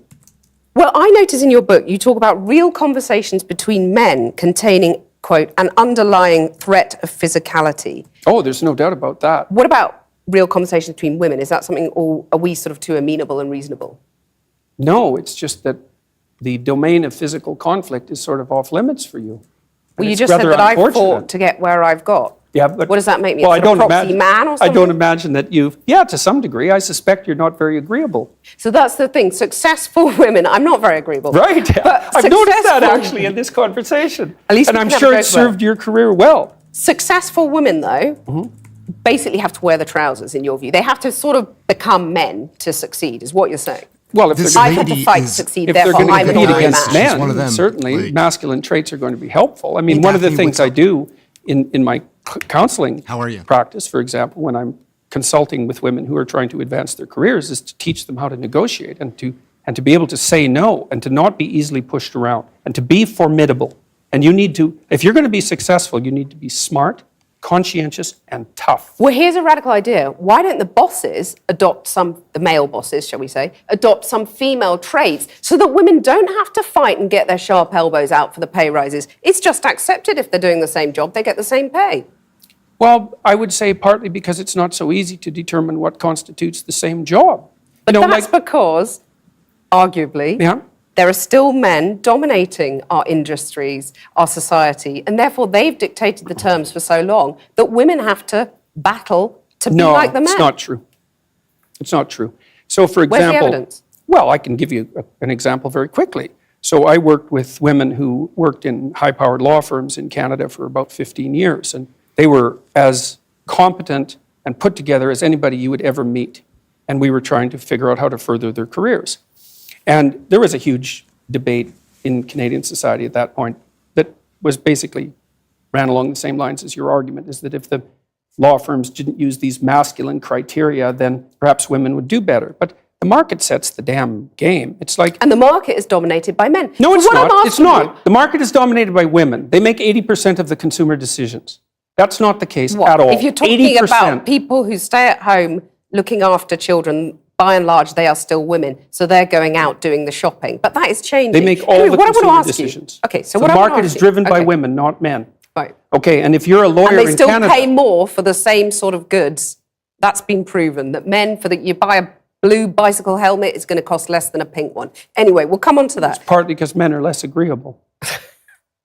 Right, so they won't put up with it. I want to ask you, is it not desirable to have some of those female traits you're talking about? I'd say that's a generalization, but you've used the words female traits. Is it not desirable to have some of them at the top of business? I mean, maybe there wouldn't have been a banking crisis. They don't predict success in the workplace. The things that predict success in the workplace are intelligence and conscientiousness. Agreeableness negatively predicts success in the workplace. And so does high negative emotion. You're saying that women aren't intelligent enough to run these top companies? No, I didn't say that at all. You said that female traits don't predict success. But I didn't say that intelligence wasn't. I didn't say that intelligence and conscientiousness Well, you were saying that weren't intelligence female and traits. conscientiousness by implication are not female traits. No. I mean, that's very dangerous territory. I'm not saying that at all. Are women less intelligent than men, by and large? No, they're not.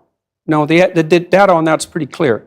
The average IQ for a woman and the average IQ for a man is identical. There is some debate about the flatness of the distribution, which is something that James Damore pointed out, for example, in his memo, but there's no difference at all in general cognitive ability. There's no difference to speak of in conscientiousness. Women are a bit more orderly than men, and men are a little bit more industrious than women, but the difference isn't big. But that averages into conscientiousness. Plenty of men who aren't necessarily as Well, industrious.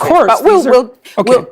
But female traits, though, why are they not... Feminine traits. Why are they not desirable at the top of... Feminine traits, why are they not desirable at the top of business? It's hard to say.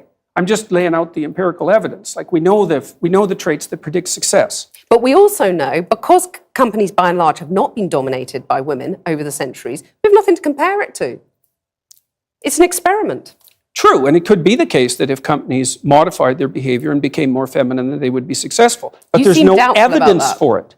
I'm not neither doubtful nor non-doubtful. There's no evidence for it. So why not give it a go, as the radical Because the evidence suggests, say? well, it's fine. If someone wants to start a company and make it more feminine and compassionate, let's say, and caring in its overall orientation towards its workers and towards the marketplace, then that's a perfectly reasonable experiment to run. My point is that there is no evidence that those traits predict success in the workplace. And there's because it's never been tried. Well, that's not really the case. Women have been in the workplace for, at least ever since I've been around, the representation of women in the workplace has been about 50%. So we've run the experiment for a fairly reasonable period of time, but not, certainly not for centuries. Let me move on to another debate that's been very controversial for you. And this is, you got in trouble for refusing to call trans men and women by their preferred personal pronouns.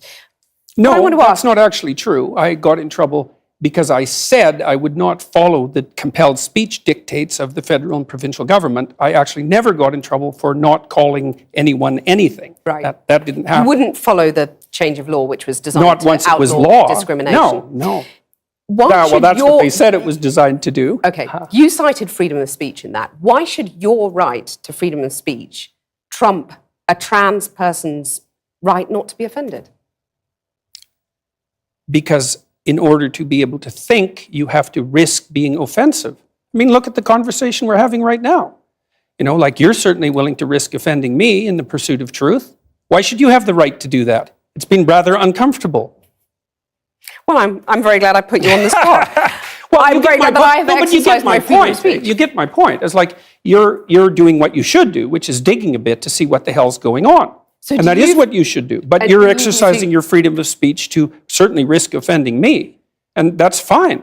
I think more power to you as far as I'm concerned. Except you haven't sat there and I'm just trying to work that out. I mean, Ha, gotcha. you have got me. I'm trying to work that through in my head. Yeah, it took a while. It did, yeah. It took a while. You have voluntarily come into this studio and agreed to be questioned. Mm-hmm. A trans person in your class has come to your class and said they want to be called That's never she. happened. And I would call them she. So you would. So you've kind of changed your tune on that. No, I said that right from the beginning. What I said at the beginning was that I was not going to cede the linguistic territory to radical leftists, regardless of whether or not it was put in law.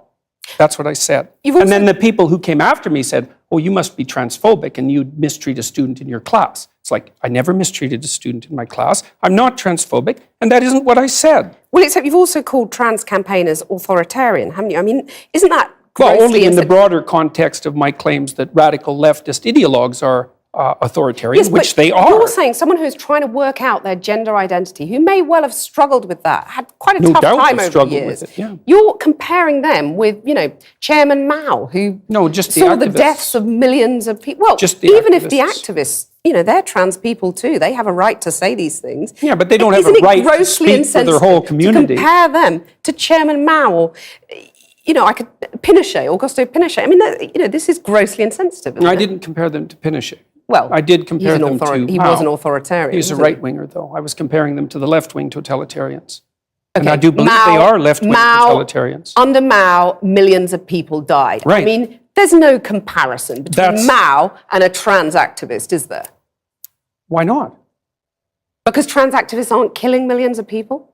The philosophy that's guiding their utterances is the same philosophy. The consequences are... Not yet.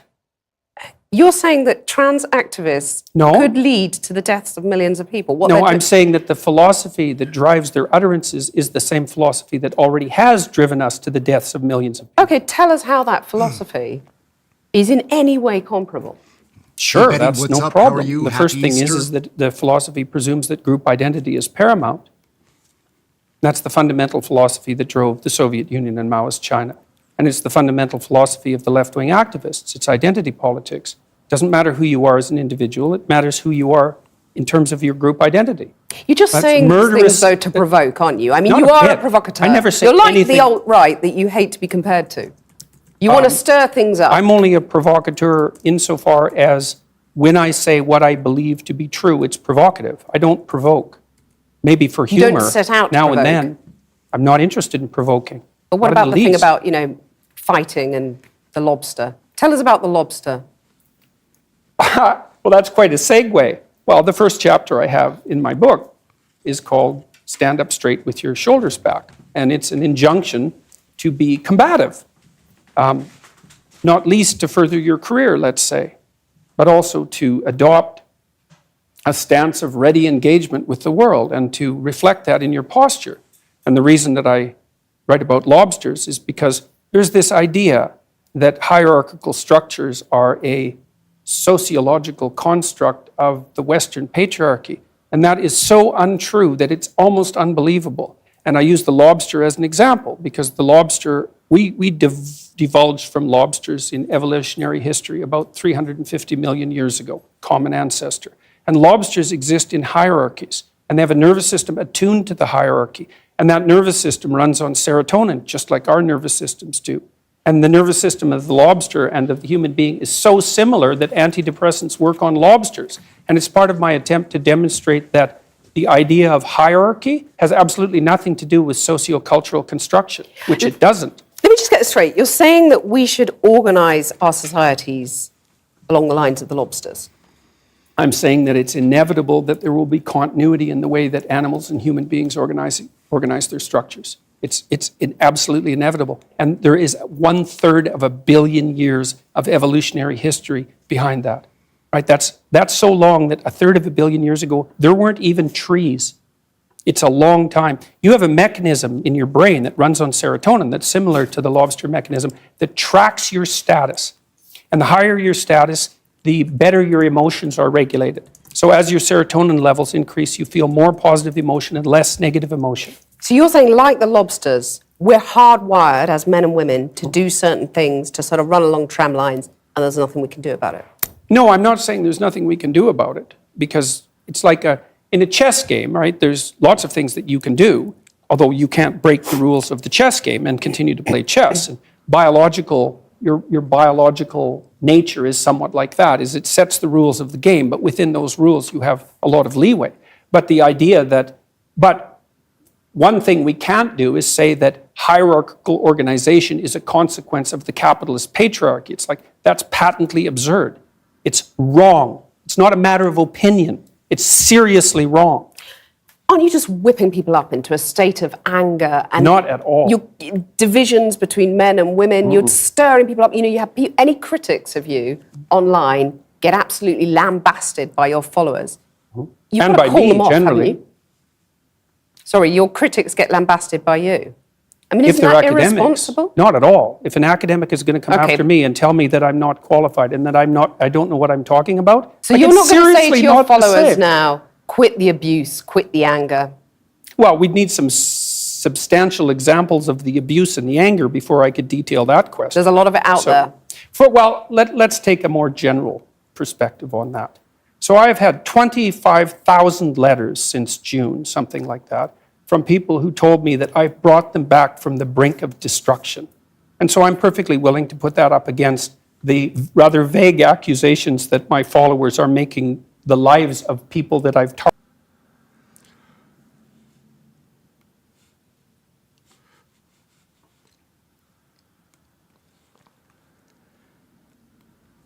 So sorry, gang. The computer acted up. I don't know why that froze. There was about 2 minutes left in that piece. I'm sorry, but that's how that one's going to wrap up, because we're going to swing right into the CHYSTIA FREELAND piece. That's what we're going to do. Hey, gang, what's up? Just Ehren right here, question period, Canada. We've got a... Yeah, and you just saw your probation officer. What's the big deal? This is what I was asking. What the hell is all this shit about?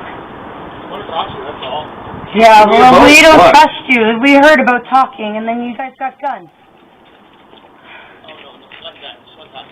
I don't care what color you guys are, no racism, but you guys have guns, and you guys are the cops. Hey, yeah, we have issues. About what? About what?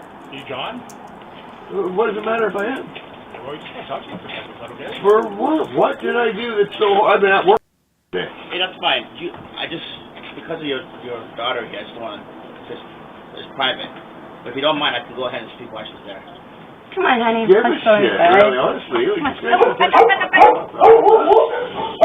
John, I'm just here to get everybody upset, okay? Did you call the Deputy Prime Minister's office? Who? Deputy Prime Minister, Christine Freeland. Did you call her? Why would I call her? Okay. Are you John? Yeah. Okay. So we have a voicemail. Okay. From her phone that has a message from you. Okay, talking about how you're angry because of all the prices being raised, and that was yesterday. So we're just here communicating. Okay, so what, am I being arrested? No, you're not being arrested. We're here to Well, then why am I even bothering talking to you? Okay, well, we just wanted to come to talk to you. Talk to me about what? I'm allowed to call people numbers and leave messages, and that's not illegal. John, let's say that was illegal. So then what are you here then? Okay, well, it's a threatening manner, so that's why we're It's here. a threatening manner. Really? Yes, that's why we're here, okay? Really? And what did I threaten? I don't think this conversation's going too far, okay? Good, because I'd like you guys off my property. Okay, no problem. I think we have a good understanding. Good understanding of what? How I don't like the government? The government's a f***ing joke, and I'd like you guys to go arrest Christina Freeland if that's the case. Because you know what? F***ing criminal. Okay. So careful what you say, though. Careful what I say. These people are going to get paid. You realize that the Freedom Convoy that's going there this weekend to Ottawa is hanging the government of Canada, right? The whole House of Commons is getting hung. Are you going to You realize that, right? Are you going to be there? Do I look like I'm going to go all the way to Ottawa? I don't think so. Okay. And even if they do get hung, it involves me. The Canadian people want them hung.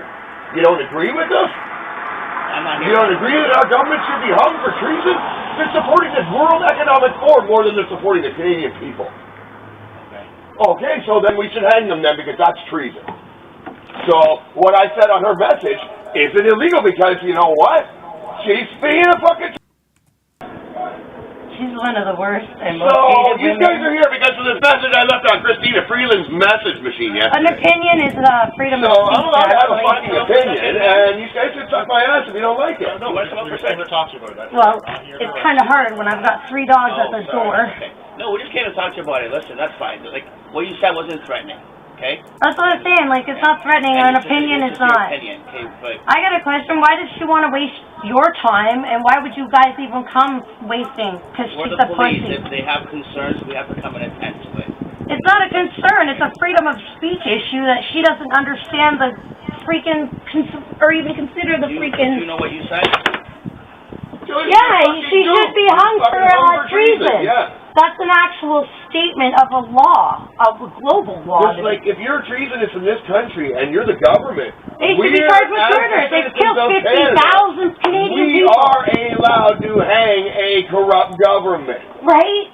Legally, we can do it. It's all within the And law, if so I don't understand why you guys are here. Happen this weekend, and the government gets hung. Somebody problem. It's My their question. their Yeah, I got a fucking question. problem. And Why that's aren't probably you guys going to happen this arresting these weekend. So people be then? prepared. Our Because government they're is getting hung government? this Who weekend. cares? Publicly. Who cares? Publicly. You're supposed to be here for And the Civil people. War will We start pay in We tomorrow. pay you, not them. We pay you. Our tax dollars pay you guys to represent us, not the government.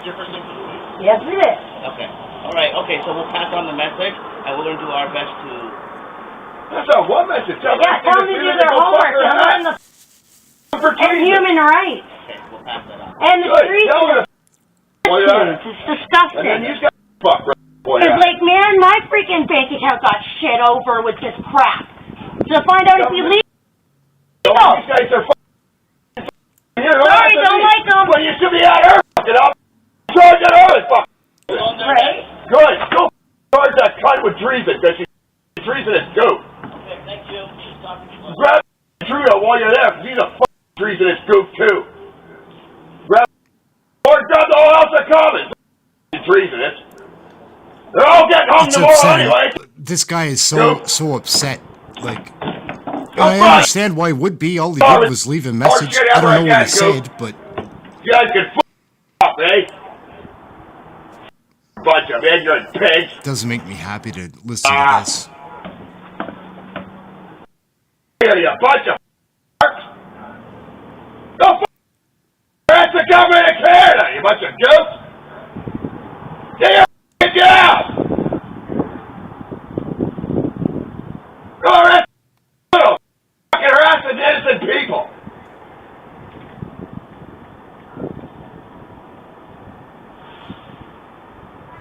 Okay, are you done? Get out of here.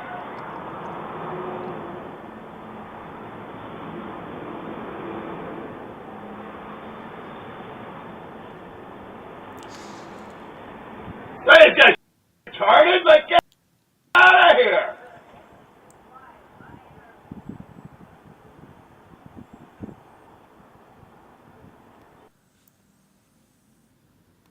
Yeah, so that's that video. I'm sorry, like, I watch that stuff, and I'm not gonna kid you. It upsets me. Like, I don't like watching people get upset. I don't, whatever. I'm a real man, but like, I'm a sensitive one too. And that stuff bothers me because those people probably should not have been harassed. And I've been on the wrong side of the police before, like just abused by them, like unjustly. And it is intimidating if they come to your house and you're alone with your wife and your dogs are barking. Maybe they'll shoot your dog. I don't trust these people. That's a different institution that is just one of the, anyway, I do find that stuff upsetting to watch.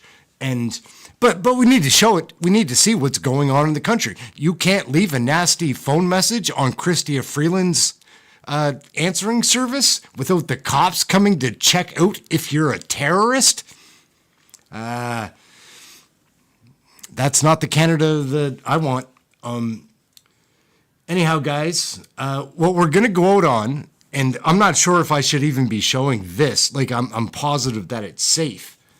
But I haven't even watched it myself. This is the very first question period that I ever tried broadcasting. I knew nothing about politics. I saw Sunshine Baby on a Tuesday. I was doing my own live show on a Thursday. And I knew nothing. Like, I knew who Trudeau was. I knew who Freeland was. I knew POILIEVRE by name, but that might have been Andrew Scheer. I knew who he was. A couple of politicians. I used to follow politics like 15 years ago or something. And anyway, so that's what we're going to wrap up on. I'm not going to be doing commentary on this piece. It's just, I am going to be watching it, though. I'll be here, like, to say hello if anybody has a... And you let me know in the comments if anybody does hang out for this piece. What you think? Like, how far have we come? Hello, I'm see. Ehren, and we're going to watch some Canadian politics tonight. Bit of a screw-up last week. Somebody invited somebody from the Ukraine that's been a part of that war, some 98-year-old Nazi veteran.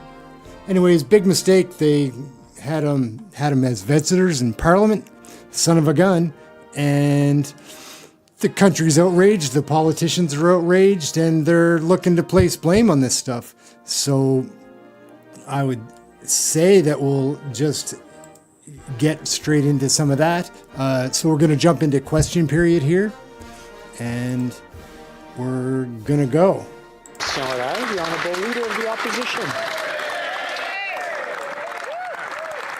PP always gets a big laugh, gets a big applause. Everybody loves him. The news that the House of Commons paid homage to a Nazi Waffen-SS officer here at the House of Commons has upset the world and embarrassed Canada. It hindered the victims of the Holocaust and gave a tool of propaganda to Russia. The Prime Minister, and only the Prime Minister, is responsible for the success of international visitors here in Canada. Will he take responsibility for this massive issue that he helped to cause? So that's its first question, and there's stories that I've heard that the Speaker of the House might be responsible and took responsibility. I haven't seen that apology yet, or the video. I've seen the news story. And personally, as someone who was this descendant of a Jewish survivor, I was very disappointed, like everyone here. And as the Leader of the Opposition well knows, and as you mentioned, Mr. Speaker, it was your decision and yours alone. Neither the government or the Ukrainian delegation knew about this ahead of time, and it's something that we are all very disappointed by. The Honourable Leader. So back to Pierre. Pierre's going to ask the question again, because he was directing it to the Prime Minister. That was the Leader of the diplomatic House. Success of major world leaders who come to this country. It is the Prime Minister whose government is responsible for both security and diplomatic vetting of everyone that comes in close proximity of a foreign leader on Canadian soil, particularly a foreign leader who is at war. The government has now admitted that they vetted everyone who was in attendance. Seems like a pretty straight question. Will the Prime Minister apologize for having vetted this individual and letting him come anyway? Is it the Prime Minister's fault, though? Let's see how they deflect. Of this chamber, Or how they answer. incredibly disappointed in the fact that this individual was invited, as you yourself, Mr. Speaker, have confirmed by you, was recognized in the gallery. I found out, just like every other member in this House at that time, that this individual was present. This is deeply embarrassing for us as parliamentarians, as We heard this the first time when you said it in something French. that I think all of us take extremely seriously, and I would ask my honourable colleagues Pretty much not the to exact same politicize this answer. moment. Thank you, Mr. Speaker. The Honourable Leader However, it was a very similar question, I suppose. Mr. Speaker, the Prime Minister is responsible. He is in Ottawa today. He can get on his feet and answer for his massive diplomatic embarrassment and shame. Stand up. That minister admitted that the government vetted every single person that was here for the speech. That was the job of the government, which has an entire security and diplomatic apparatus set up for that purpose. Will he finally take responsibility for his latest embarrassment and apologize to Canadians for this massive event? The Honourable Government House Leader. Mr. Speaker, as a descendant of Jewish Holocaust survivors, I am personally very hurt by the fact that this chamber recognized this individual. And I am sure that everyone feels the same way in this chamber. The Parliamentary Protective Service had the appropriate screening in place to ensure the security of seems like a lot of last Friday's deflecting. event, and that is what I was referring to, Mr. I guess for a mistake Speaker. that big, But I wouldn't what want to eat it either. continue to say Try is to that we all must take push this that off to seriously somebody because it else. is hurting many communities. Honourable Leader of the Opposition. It is the job of the Government of Canada, the Privy Council Office, which is the Prime Minister's personal department. The Prime Minister's Not going to lie either, that it would seem that very often here in question period that there's questions that are asked that never get answered. Everything's misdirected or directed a different way or bounced off. It was the job of the Prime Minister to protect that foreign leader from this massive embarrassment. If the Prime Minister failed to have vetting in place, then that in itself is a massive act of incompetence. Will he take responsibility and apologize for that? It's interesting because she's going to come back now and say something about it being embarrassing again, because that's what he said. She's going to try to agree with him. To not politicize this issue. He knows not just as well politicize as this- everyone else in this chamber that the decision to invite this individual was yours, Mr. Speaker, and yours alone, that you did not inform The thing about the government House or the Speaker Ukrainian currently delegation is you that were it is a inviting Liberal him, Party member. or that you Like, it's an recognized MP, him. a You made Liberal that MP. public yesterday. Anthony The Leader of Rhoda. the opposition knows that, and I would ask that he sticks to the facts. Thank Looks you. like a lifetime politician. Leader of the Opposition. Well, if the Prime Minister is so proud of how he conducted himself, he would be on the floor in the House of Commons today answering questions. Instead of hiding under a rock. Pierre gets some clapping. Canadians are He sick does and get tired him of the going. Prime Minister. Honourable members, that the presence in the gallery, all MPs have duties in the chamber and outside. I just want to remind them This that is the guy that referring to their presence or absence is not many people allowed are in the blaming, rules. and apparently he did issue an apology, taking the blame, whether he did it or not. Canadians are sick and tired Pretty of a big Prime make. Minister It's going to who come never out. takes responsibilities. It's probably for the going to be things covered that up, and then happen later on under we're going to his find out it watch. wasn't his Whether fault. it's He the just took a hit for the record-high party. inflation or interest rates, or the doubling of housing costs, hard to tell. or the constant international embarrassments, he always finds someone else to throw under the bus. Are you that person? Good.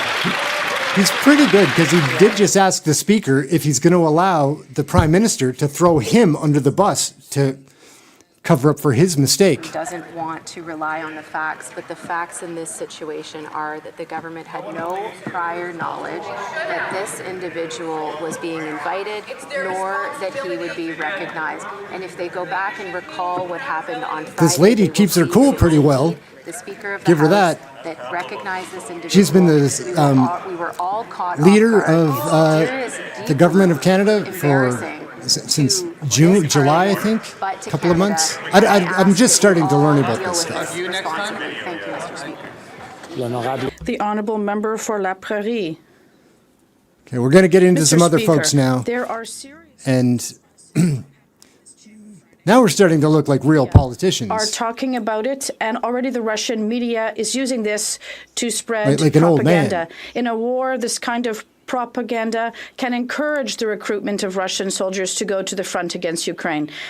An event like this can harm the search for international support. It's dramatic because we're in the world of war and the repercussions are real.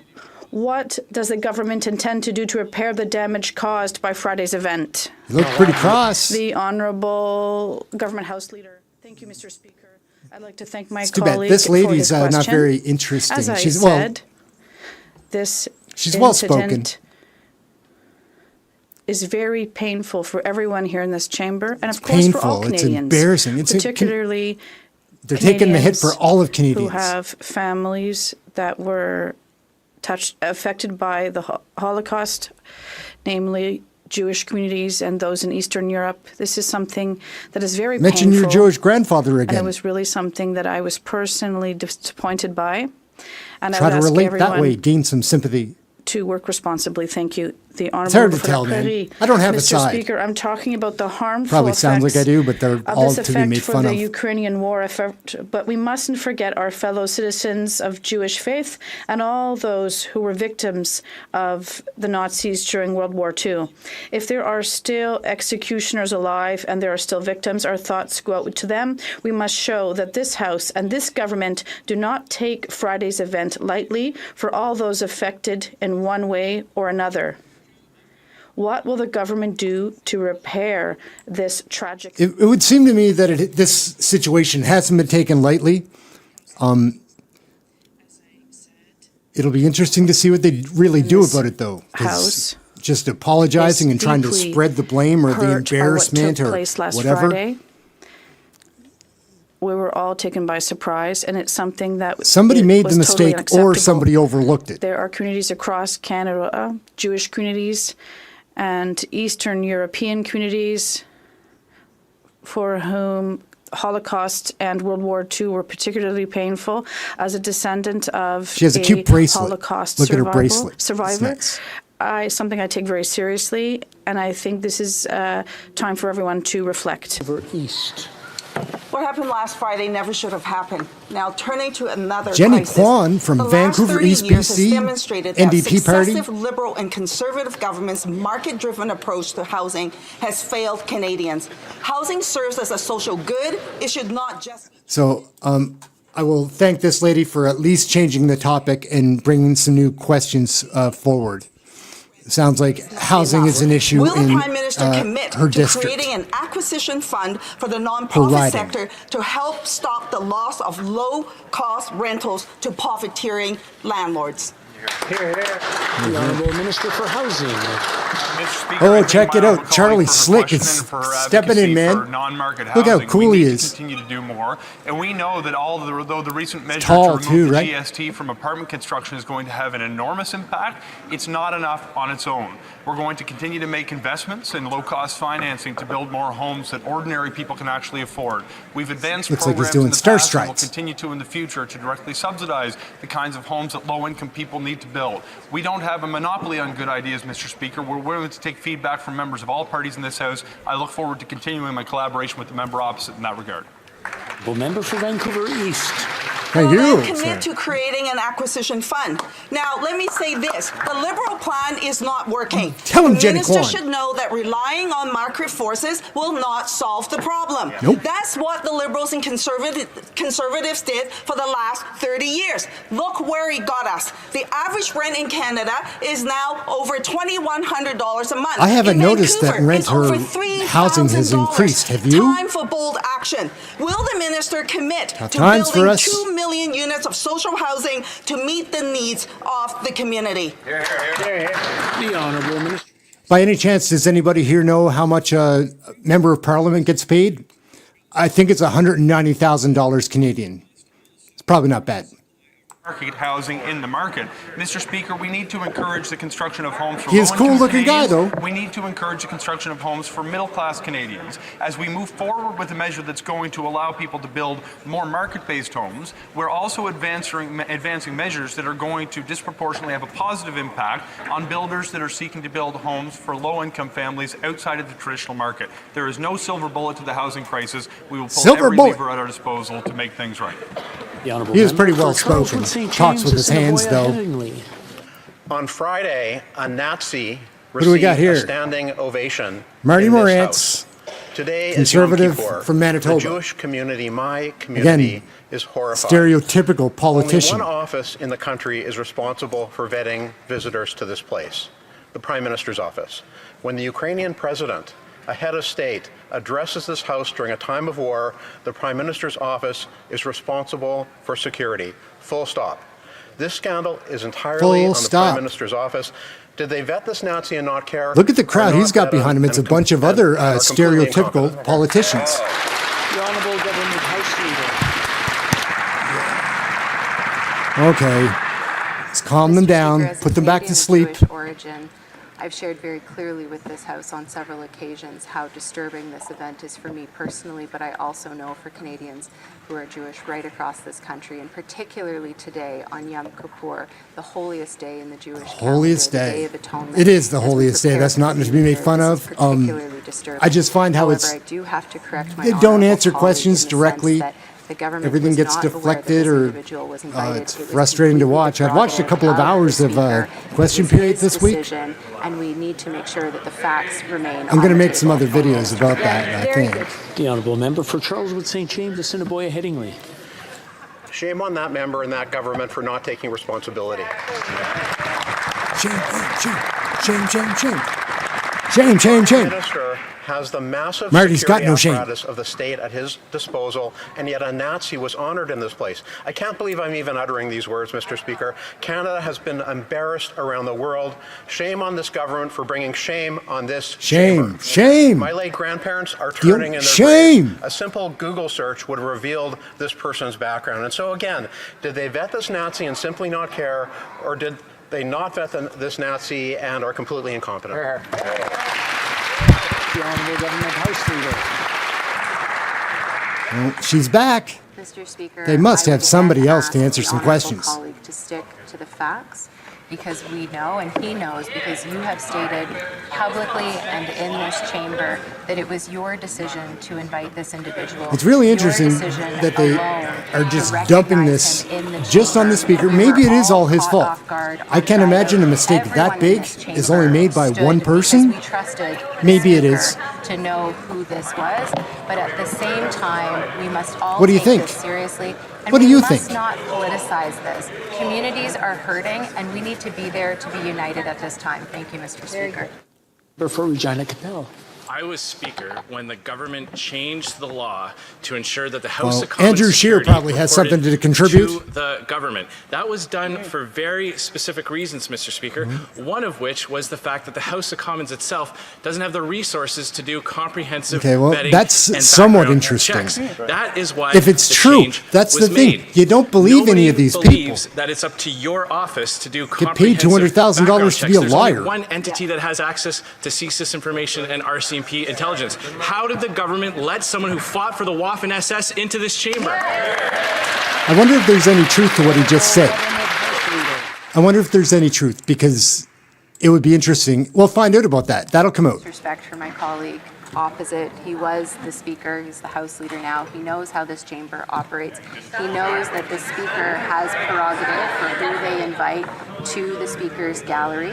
The Parliamentary Protective Service followed all screening protocols to ensure the security of the event on Friday.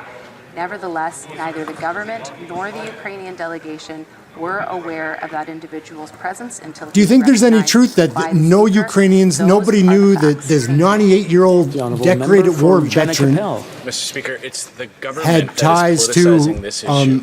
For refusing to accept some things their that we don't want to have responsibility. ties to? There is only one group of individuals who have control over who has access to a foreign head of state. A head of state who is fighting for his country's life against an illegal It is interesting. It is interesting. Prime Minister has a duty of care for that entire visit. Now the government House leader is trying to change her tune and say, yes, there was information gathered, list was gathered, but vetting wasn't done. What's the point of gathering a list of invitees if they're not doing any background checks? The Honourable Government House Leader. It'll be interesting to see when it does come out. I think it'll be interesting to see if who is lying, because somebody is probably telling a lie here. Was not granted access to neither the President of Ukraine nor the Prime Minister of this country. He was specifically invited by the Speaker of the House, who did not make either the Government of Canada or the Ukrainian delegation aware. We all found out If at that the is same true, time when he was if that is true, then he's got to go. He's got to resign, doesn't he? It has embarrassed Canada, and we must Maybe you reiterate would our just think strong like a support and 98-year-old man allyship is for harmless, Ukraine, I guess. Ukrainian Canadians, as well as Jewish communities. It's hard to tell. The Honourable Member for Charlesbourg au Saint-Charles. Mr. Speaker, last Friday we had the privilege of welcoming the President of Ukraine here in the House. Unfortunately, amongst the special guests was a Nazi. When a large-scale event takes place, the PMO has the duty to be aware of it and to take control of it. This scandal is entirely owing to the PMO. It's one of two things. Either they did background checks and didn't see a problem with this individual, we mentioned that or the PMO earlier. didn't do a background check and it's entirely incompetent. Yeah, it's one Which of, is it? The it's one Honourable of two. Government House Leader. Let's Mr. see. Speaker. Try to answer that one again. I'd like to repeat for my honourable colleague what I've already said, because these are the facts and this is the truth. This is the thing. They do Neither this the like government 4 or nor 5 times the a week Ukrainian when House is in delegation session. knew ahead of time that this individual. Can you imagine like this being around these many lies like in your workplace? Or deceptions or not straight answers or just dishonesty?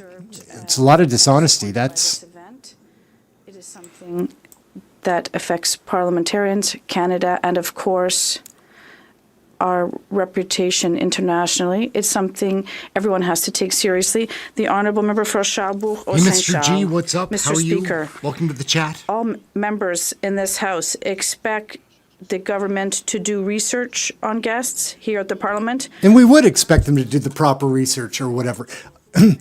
I can't really believe how any of that really happened. Whose fault it is definitely does matter. But what a colossal screw up. Like, and I haven't been watching this story internationally. I don't know if you have or not.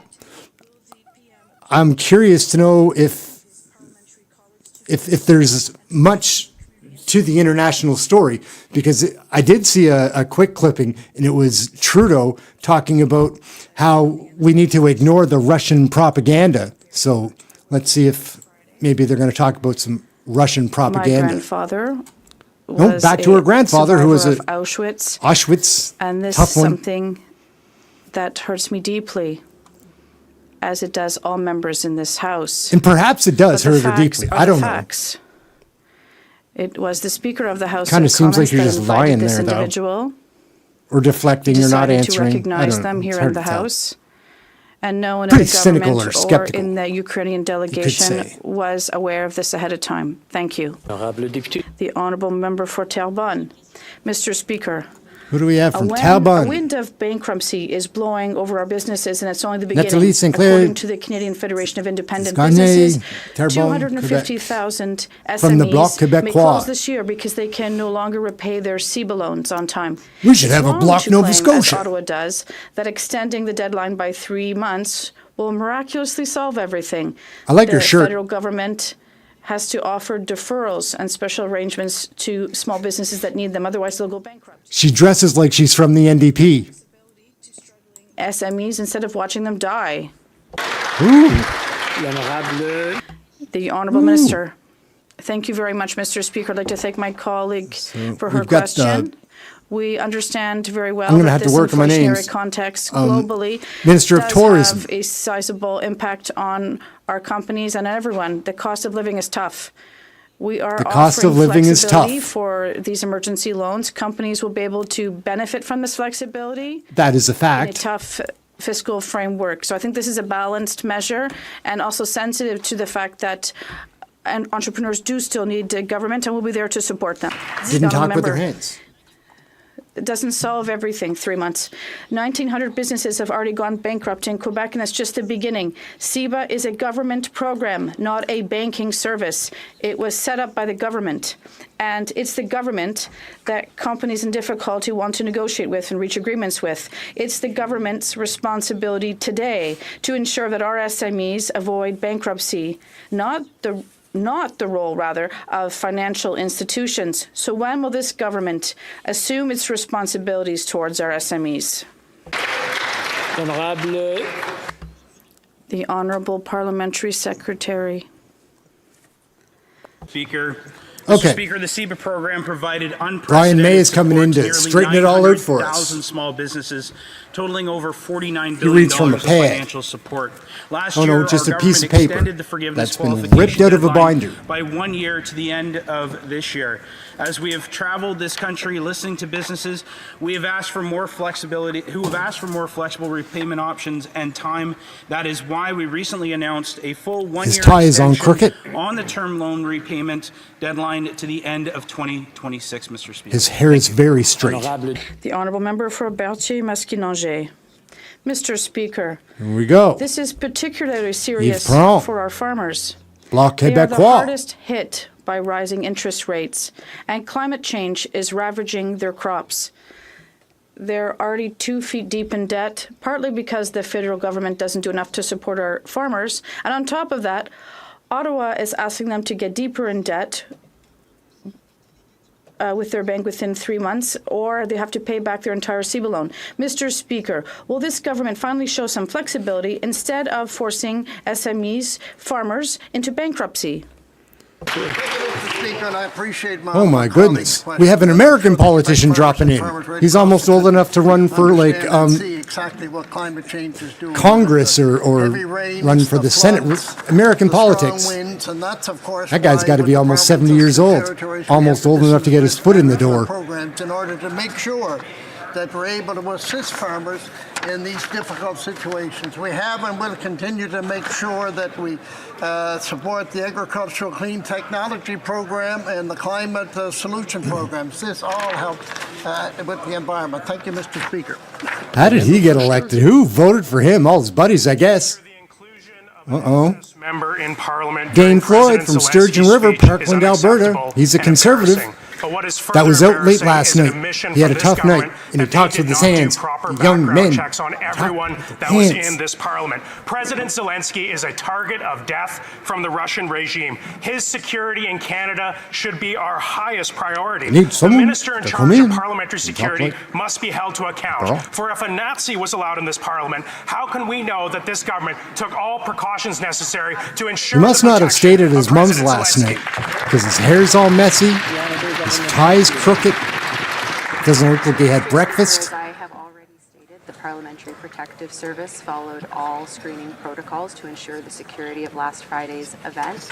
I agree with the member opposite in that it was profoundly embarrassing for Parliament and for Canada that this individual was both invited and recognized. However, as that member knows, and as all members know, it was the Speaker of this chamber that decided to invite this individual and recognize him. We were all caught off guard, and we are all hurting because of it. Thank you, Mr. Speaker.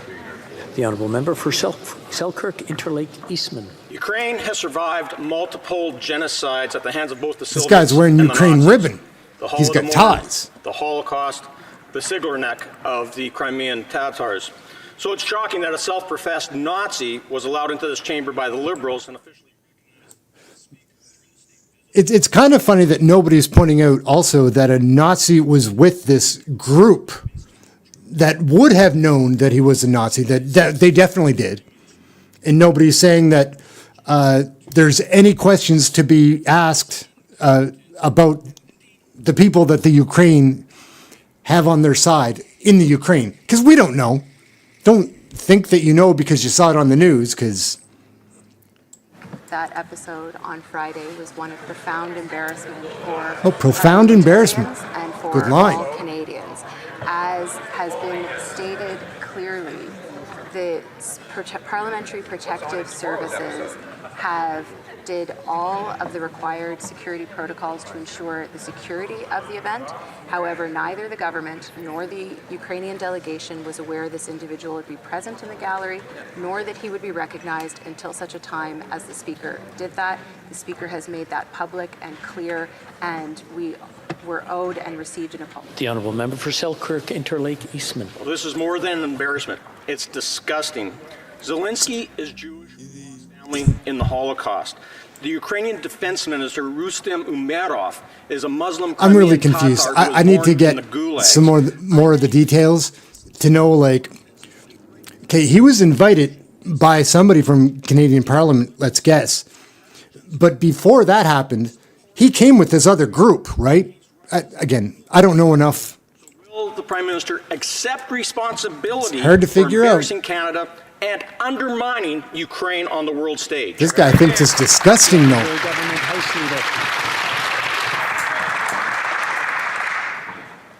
Mr. Speaker, as a descendant of a Jewish Holocaust Oh, survivor, I didn't this is know. something Did that is anybody know that she was profoundly disturbing and had upsetting to me, as it ties is to everyone in Jewish Canada family? whose family has been impacted by the Or that she's Holocaust, maybe Jewish and indeed herself? everyone around Did the she world. mention it? It is not lost on me. You that should the let them President know. of Ukraine is Jewish, who also suffered the same way as my family did. But I will reiterate to the member opposite, this was not the government's decision, and we had no prior knowledge for this. It was a decision made by the Speaker of the House. He has apologized. We are all owed that apology because it was profoundly embarrassing and just. The Honourable Member for Edmonton Griesbach. In Edmonton, over 33,000 households pay more in rent than they can Lake afford. Desjardins, Meanwhile, Edmonton. corporate landlords like Boardwalk and Main Street are jacking up rents right across our city and forcing people. Rent is a problem right across the nation. Like, I've got friends, not that I talk to everybody often, but it's expensive everywhere, every province. Like, got so bad since COVID. So many things have yet to improve, get back on track from Honourable COVID. Minister of Housing. Mr. Speaker, I thank Oh, my yes. colleague for his question. I would point out Mr. that Hands. there's actually quite a bit that he and I may agree Sean on. Fraser with the We are going to hands. continue to make the kinds of investments that are going to support low-income families, including in his city at Edmonton and across the country. But it's important that we also advance measures that are going to help increase the supply for middle-class households in this country. When we add more supply to the market, we can actually bring down the cost of homes across the country that people can afford. I'm pleased to work with the honourable member on non-market housing solutions, and we're going to continue to advance measures that will build homes for middle-class families as well. Honourable Member for That's some head of hair, man. Mr. Speaker, Canadian children have been going to school hungry for years, and skyrocketing grocery bills are making things worse. Yet, Canada is the only That's G7 an country NDP without a national school food program. member of Parliament. New Democrats have been calling for one for years. Don Davis, Despite it's their sort of promises, the Liberals obscure. I'm have not only sure, delayed action and disappointed because families. very often the Mr. Speaker, members of Parliament from the children are NDP going party hungry are on the female. Liberals' watch. Why 2023, who isn't this tells? government Who can delivering a tell? national school food program to help our kids learn? Here, here. The Honourable Minister for Health. You should go by like Donald Taking or Danelle historic Guy. action to reduce child poverty and see child poverty at one of its lowest levels. It's with hundreds of thousands of children being lifted out of poverty since Stephen Harper's government. Hunter It is not Biden is enough. making an The appearance. reality Oh, no, is sorry, making that's sure Mark that every Holland. child has a good meal. He's a is something Liberal we wanna Minister work of with Health. Provinces and territories on. That's why we're actively developing a national food policy, working in collaborations with provinces. Kinda and looks like territories. Hunter Biden We're a bit. taking action on marketing to kids. We're taking action on front of pack labeling. We're That's an making interesting sure mix that with we're the doing shirt and the everything tie. that we Like, can to put the nutrition is of our that polka children dots or first. that Honourable Member for horizontal Kitchener, stripes and then Conestoga. Thank you, Mr. Speaker. diagonal One of the core stripes? responsibilities of any government is to Pinstripes? keep Canadians safe and to represent Tim their best Louie, interests on the global Tim stage. Lewis. While here at home, we see the government acting on Canadians' priorities through things like the Affordable Housing and Groceries Act, which we're debating today. There's also a need to work with global partners to act against existential threats like climate change, the weaponization of information, and the threat to democracy by growing authoritarianism. Can the Minister of Foreign Affairs outline the work done by her and her colleagues at the UN General Assembly last week to demonstrate Canadian leadership on tackling these critical issues. Thank you, Mr. Speaker. For Foreign Affairs. Thank you, Mr. Speaker. Canadians know that Oh, more my. than ever what is happening in the world has Melanie an impact on Joly, their day-to-day lives. And Minister of Canada Foreign is Affairs. I don't know who any of these people are. We'll get to know. Last week We'll at get to the know. UN, I co-hosted an arbitrary detention summit along with Secretary Blinken and Michael Kovrig. At this point, the Declaration on Arbitrary Detention is now signed by 75 countries. We also launched a new declaration along with the Netherlands to fight disinformation by states, signed by the UK and US. This is global leadership, Mr. Speaker. Thank you. So, who do we have here? My office was Carrie Lynn Finley, to provide a list of names South Surrey, and contact British information Columbia. in advance of President Zelensky's address. That information was shared with the Protocol Office and Parliamentary Protective Services, who report directly to the RCMP, who report to the Minister of Public Safety on operational matters. Does the Prime Minister expect Canadians to believe that he invited a world leader currently at war to our Parliament and he didn't vet the list? The Honourable Minister. It would have been easier if she had just answered the question the very first time and been like, yeah, we screwed it up. Really sorry. We'll fire him. The events of Friday, all Dominic parliamentarians LeBlanc. were taken by surprise with this particular individual being invited in the gallery. The opposition whip knows It's very guys like well him is why that the I feel Parliamentary safe, Protective because he's Service the Minister of reports to the Safety. two speakers, the Speaker of the Senate. He's tried to and copy the Speaker young of the guys, and he House even of has a Commons. broken arm. And Mr. or Speaker, to something. pretend Carpal otherwise tunnel. is simply to Something. distance oneself from the Cast. facts. The Honourable Member for South Surrey White Rock. Punched Mr. the Speaker, wall I'm when dealing he with was facts, found out and about those the are not Nazi the in facts. The Liberals Parliament. don't get it. Hurt his hand. The Prime Minister either knew or ought to have known who was invited to Okay. attend. At least they're He pointing out embarrassed a what I foreign pointed out, leader or of a we country pointed out, at war, and 30 every minutes ago. parliamentarian here. That there's really With the only two ways resources of that it went. RCMP They didn't and know, CSIS or they at knew his and they didn't fingertips, do anything about basic it. due So- diligence was ignored. Will the Prime Minister take responsibility and explain to Canadians why a Nazi was given a hero's introduction in this House under his watch? The Honourable Government House Leader. Mr. Speaker, Tough day for Pierre not to show up, huh? the member opposite knows because she's heard it from you this morning. For Justin, pardon and me, for several Justin not times to show today, up. That it was not the Prime Minister who either invited this individual or recognized him. She acknowledged that he was recognized during the Speaker's remarks because the facts of the matter are that this individual was invited by the Speaker of the House, was recognized. We've been over that a few times. Does that answer satisfy you?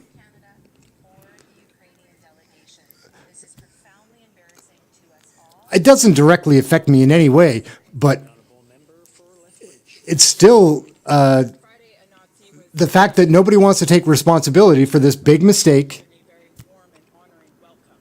seems to be an issue. Rachel Thomas, Conservative from Lethbridge, Alberta.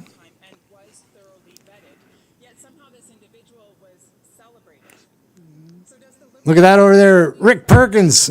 What a dork. Just kidding. Nova Scotian MP.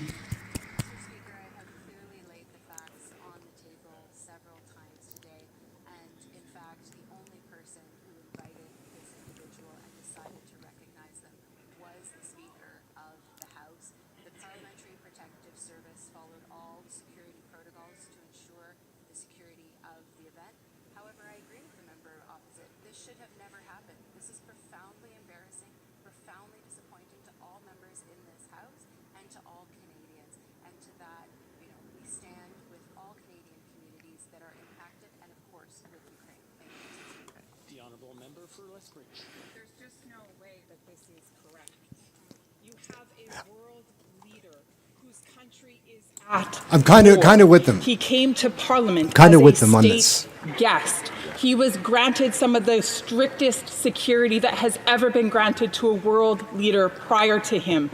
And yet that individual was here they all have with their way. a Nazi in his presence. And this government would like me and other Canadians to believe that somehow this individual was not thoroughly vetted, that somehow this list was not viewed by the Prime Minister's office. That's what this side of the House. Now, if this woman can hang on and somehow get into the United States, hang around another 30 years, she would be probably somebody that could run for American politics if she gets another 30 or 40 years older. Expressed that this was his decision alone, that he did not inform the government or the Ukrainian delegation, that this was entirely. They're getting rowdy in the background. They're going to have to get Anthony to, Mr. Speaker, to calm them down, but they don't listen to the Speaker ever. Put them on the table. He's like a substitute teacher. They have been clearly outlined. Just kidding, all the substitute teachers. Stand by them because that is the truth. Thank you, Mr. Speaker. L'honorable The Honourable Member for Avignon-Lamitis Matane-Matapédia. Mr. Speaker, while the Environment Minister was strutting around in New York, he had the nerve to lecture Quebec on the fight against climate change. Meanwhile, he said that his government wasn't just paying lip service. No, look at how white that not top just talking is. the talk, they're walking the walk. But how? That's real white. What did the Liberals do at the UN Climate Ambition Summit? They opened up thousands more kilometers of marine areas to oil exploration projects. Neither protecting biodiversity nor the climate emergency will stop this government from selling oil. No siree. When are they going to take the future of the planet seriously? The Honourable Environment Minister. Look at his I thank my pin. colleague for her question. I don't know what that Last stands week, for, but it was an probably honor something. to accompany the Prime Minister. Canada is the only big oil producing country which was invited to the UN Sometimes when Climate you're a Ambition member of Summit. Parliament, and why were we invited? you're too busy to get a Because haircut. between 2019 and 2021, we were the country with the best GHG reduction performance. And, Mr. Speaker, we're the only G20 country to have cut subsidies to fossil fuels. We did so 2 years I suppose if you have to sit next to Sean Ryan over here, if you have to sit next to, you're probably going to feel a little defeated, like, and not even feel like trying to get pretty. Mr. Speaker, I bet there was a lot of champagne and wear a fancy celebration white at top. the World Petroleum Congress in Alberta. Did she talk with her hands? Well, A little bit. wonderful news that Canada intends to double Newfoundland's oil production by the 2030. 200 million barrels a year. And the Minister for the Environment knew it. The government has decided to be an unrivaled leader in the expansion of fossil fuels while the planet burns. We are dangerously moving from irresponsible territory to intentional harm territory. How can the minister, former head of Greenpeace and Équiterre, look at himself in the mirror? How can he agree to do the bidding of oil companies? The Honourable Minister. Thank you. I love the thank you and the politeness and the political Urge my colleague correctness of the to bullshit. read the speech of my So colleague and foolish. friend, the Minister of Natural Resources, who said that in today's world, if we want to fight climate changes and we use 120 million barrels a year, in a carbon neutral net zero world, we need to decrease our dependence on oil and gas and fossil fuels especially, and that's what we're doing in Canada in partnership with all of our partners around the world. Thank you. The Honourable Member for Mégantic-L'Érable. The Prime Minister has the responsibility to Luke Berthold, vet heads of state who are invited. Now, conservative. today we're supposed to believe that no one in the PMO, I like his no glasses. one at Foreign Affairs, no one at Public Safety, no one in the Canada Protocol Office was involved in the process which allowed a Nazi to be invited to have access to these buildings and to stand here a few meters from President Zelensky. Mr. Speaker, after the first terrorist attack at Parliament, the RCMP was given full supervision and responsibility for our security. So how can the Prime Minister claim that they didn't know anything? The Honourable Government House Leader. Thank you, Mr. Speaker. The truth is that neither the Prime Minister nor anyone in the Prime Minister's office or anyone Why is she in whispering? the Ukrainian delegation knew ahead of time that this individual was Oh. invited. No one, She's saying none the of them same knew that line. he would be recognized by the Exact President of the same House. line. As I have said many times, this If I were to count, I bet you it's got to be 10 times she's been asked.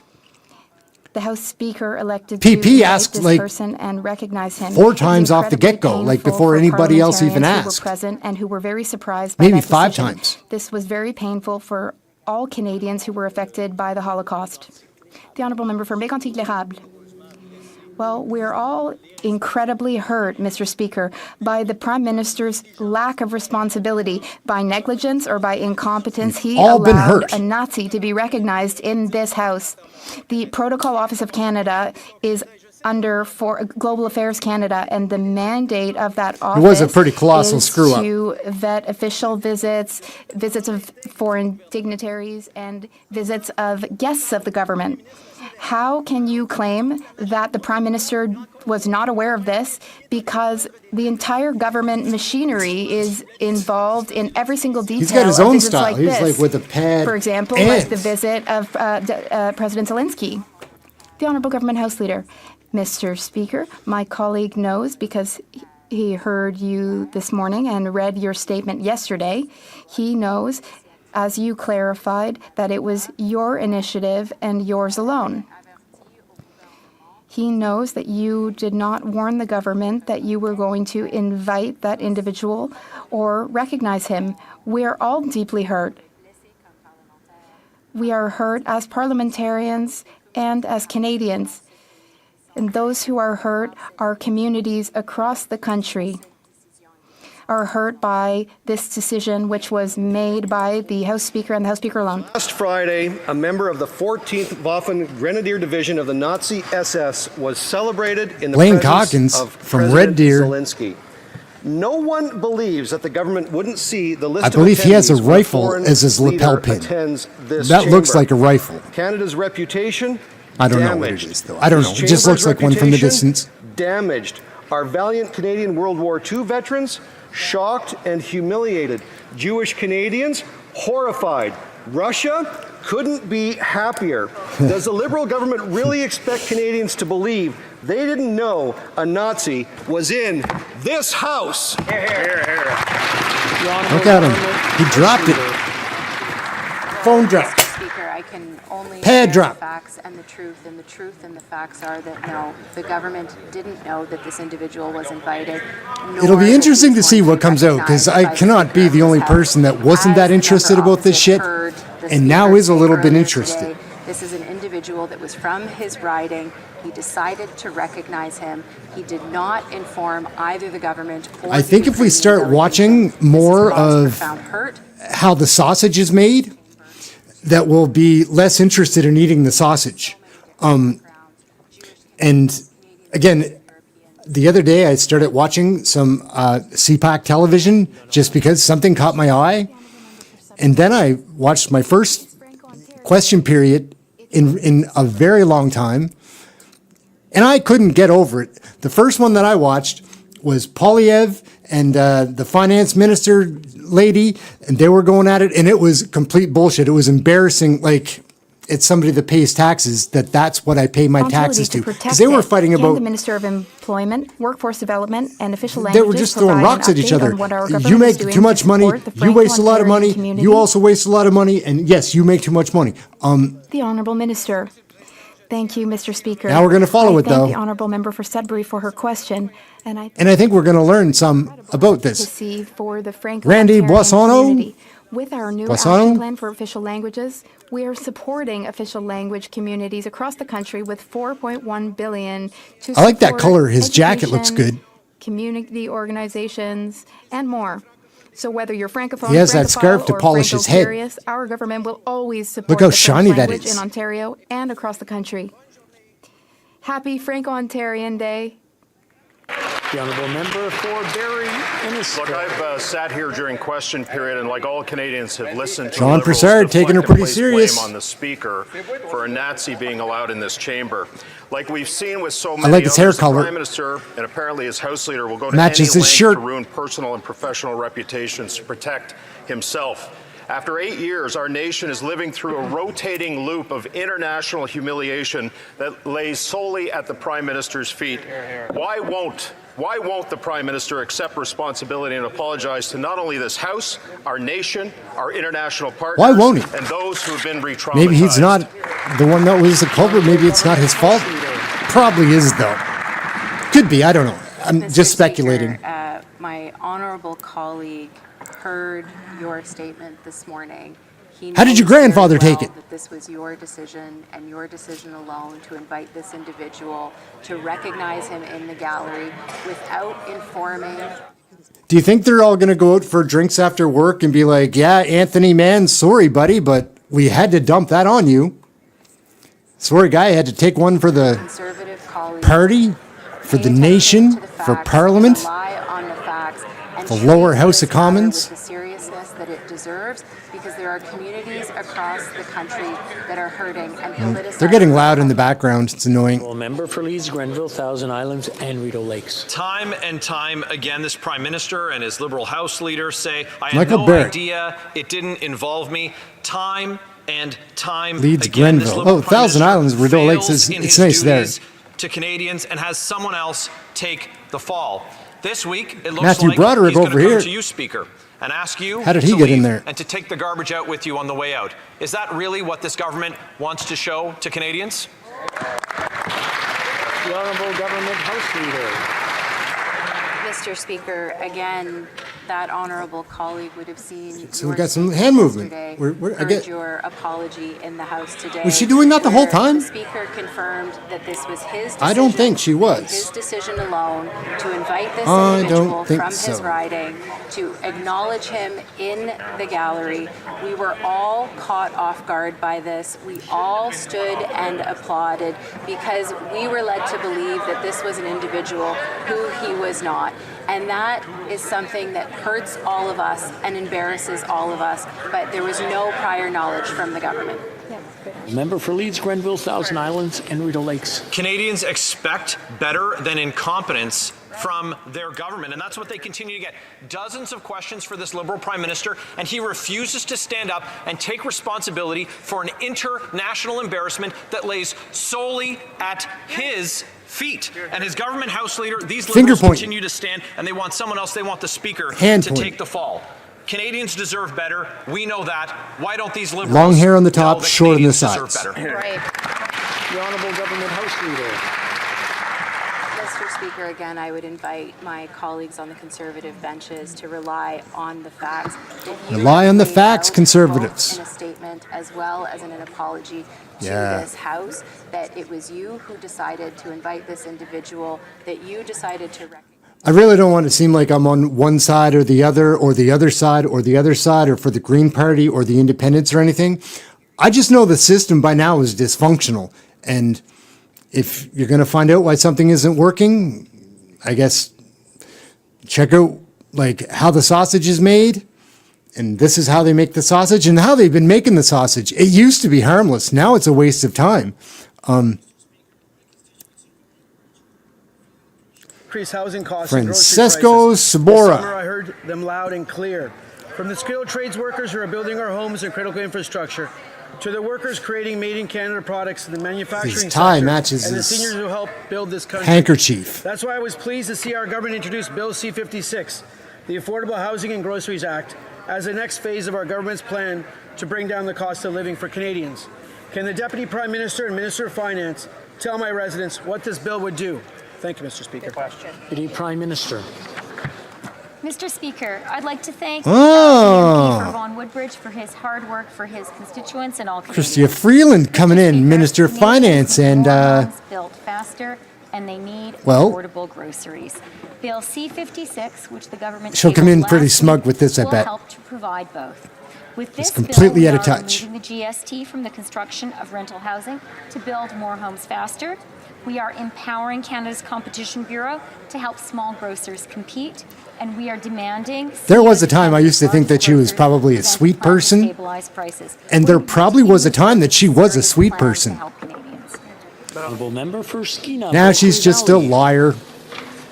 Mr. Speaker, there is now a backlog of over 57,000 air passenger complaints before the Canadian Transportation Agency. Okay. Canadian travelers have had their lives upended. Many are out thousands of dollars. And for those Taylor who have Bachrock managed to from navigate a complex British Columbia is an complaint process, they're NDP having to wait well over a party year member. to have their complaints heard. Now this government is on its third attempt. Desperately is seeking attention because he's going on headset, on video to try to talk to Parliament. Failing so utterly to stand up to the big airlines. Must not have gotten enough attention when he was a kid. Mr. Speaker, our government was the first to protect the rights Who's of this guy? travelers, the first one, and we will make our passengers' right. Pablo Rodriguez, Minister of Transport, with a beautiful head of hair and a beautiful beard.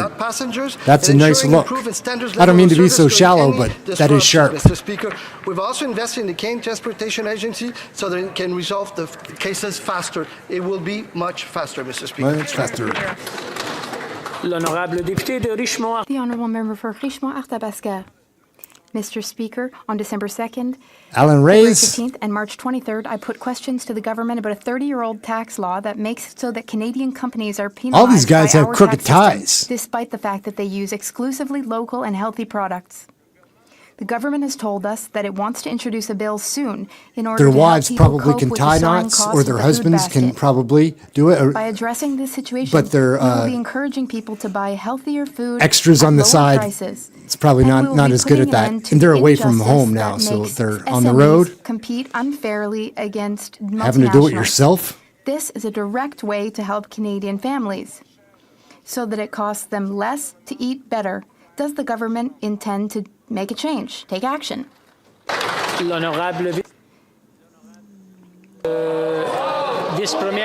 Honourable Deputy Prime Minister. We can answer together. Look at how much fun they're having. Mr. Speaker. Too many lies, lady. Your nose is Take growing. the health of all Canadians seriously. We especially take seriously the health of our children. Our tax system is based on data, as is our health system. We will always implement health laws and tax laws based on data and based on the advice of experts. Thank you. That's all the time that we have for question period. I understand there have been discussions among representatives of all parties. I guess that's wrapping it up for that question period. But we're going to do more of those because we'll learn together, or I'll learn by myself. But we can sit and we'll kind of pick up on what the stories are, who the players are, how they interact. I think there's 338 members of parliament these days. We'll get into a whole bunch of cool stats like that, how the government actually works, and then watch the sausage being made and how disgusting it is to have to eat and swallow. But it was kind of fun sitting here doing this for the last little bit, and we're gonna do it again. But for now, we're out. Please like, subscribe to the channel, share all of that stuff, but subscribe preferably, and we will be making more of these videos. Might be able to have a couple of my friends come and join me, and we can do this like that. Anyway, that's it, guys. That was thank you, CPAC, for the signal, and that's question period, oral question time. It was also known as in the past. And yeah, we're out. We'll check it out next time. That was a lot of fun for me to watch. I was sitting here and watching all of that, very entertained by seeing myself just from a couple of months ago when I had no clue. There's a lot more cynicism. I'm going to have to work on that because I prefer the personality of that guy. I'm still the same person, but we've watched a lot of politics and learned about so many dark things that are happening in our federal governments to people that I care about, which are just the people at the grocery store, right? Pretty wild and entertaining. We had a few new people in the room. I know it's slow for an Easter Sunday. Happy Easter, everybody. I had a fun time here. At the very end there, I saw Spawny gifted a bunch of people some memberships. Welcome to the new members. Thank you, Spawny. It's amazing. Again, we're working on that. And like what we're going to do for the members, I think what we're going to do is maybe look at some old stuff and cut it up and put some little chunks out because I found that really interesting, not just to, like, as a narcissist to watch myself. Any YouTuber is a narcissist, guys. Watch out, be aware. But in the same time, it was fun to what? Because we're learning about Canadian federal politics. We still are. I don't know everything, not even close. I know a few things better. I like the audio in that video too at the end. We had a lot of fun with Jordan Peterson to kick it off. That Hamas protest in Toronto, that shit is upsetting to me. I don't like seeing that stuff in our country. I don't like seeing that on the news from another country, let alone, oh, that's happening in Toronto and now I'm doing a story on it. I don't like that. I don't like the cops being put in the position that they have to go and bother that couple.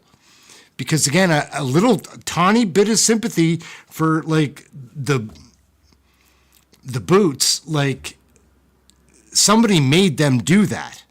They didn't want to be there. So we watched a variety of videos today. Super fun for a Sunday. We'll be back tomorrow. Don't know what we're going to do. We'll have something. And to all the new people that came to the chat today and in recent days, come back, check us out some more, because it will be consistently the same, but improving. That's it. If I missed anybody saying hello, I do try to slip those in. It's important to me too. Like, and I'm not just saying that. I like say, hey, catching everybody. I like that. I'm one of those guys, weirdo. So that's it. We're going to wrap up. Ehren, question period, Canada. Having a blast here. Thank you all for watching. That's been, we're almost at 3 hours this afternoon. Crazy. We've got one more week of mixing it up, and then we're back to question periods. But wait until the question periods come back, guys. Between now and then, I'm going to have a format that delivers that like nobody else does for the live stuff. The other videos, that's really hard to improve at a very quick, but I've been doing these live broadcasts and I've got ideas and I know some things I can try, and we're going to make it better for everybody. We just want Canadians to see the politics. They can make up their own minds. They're smart. They're Canadians. But they got to see it. That's it. So we make these videos. Ehren, question period, thank you. Share this with somebody, get notified, like, subscribe. That's it. We'll catch you next time. Have something healthy to eat. The sun is out here in Nova Scotia, so we're going to go and maybe go for a walk. Looks nice out there. Easter Sunday. Thank you all.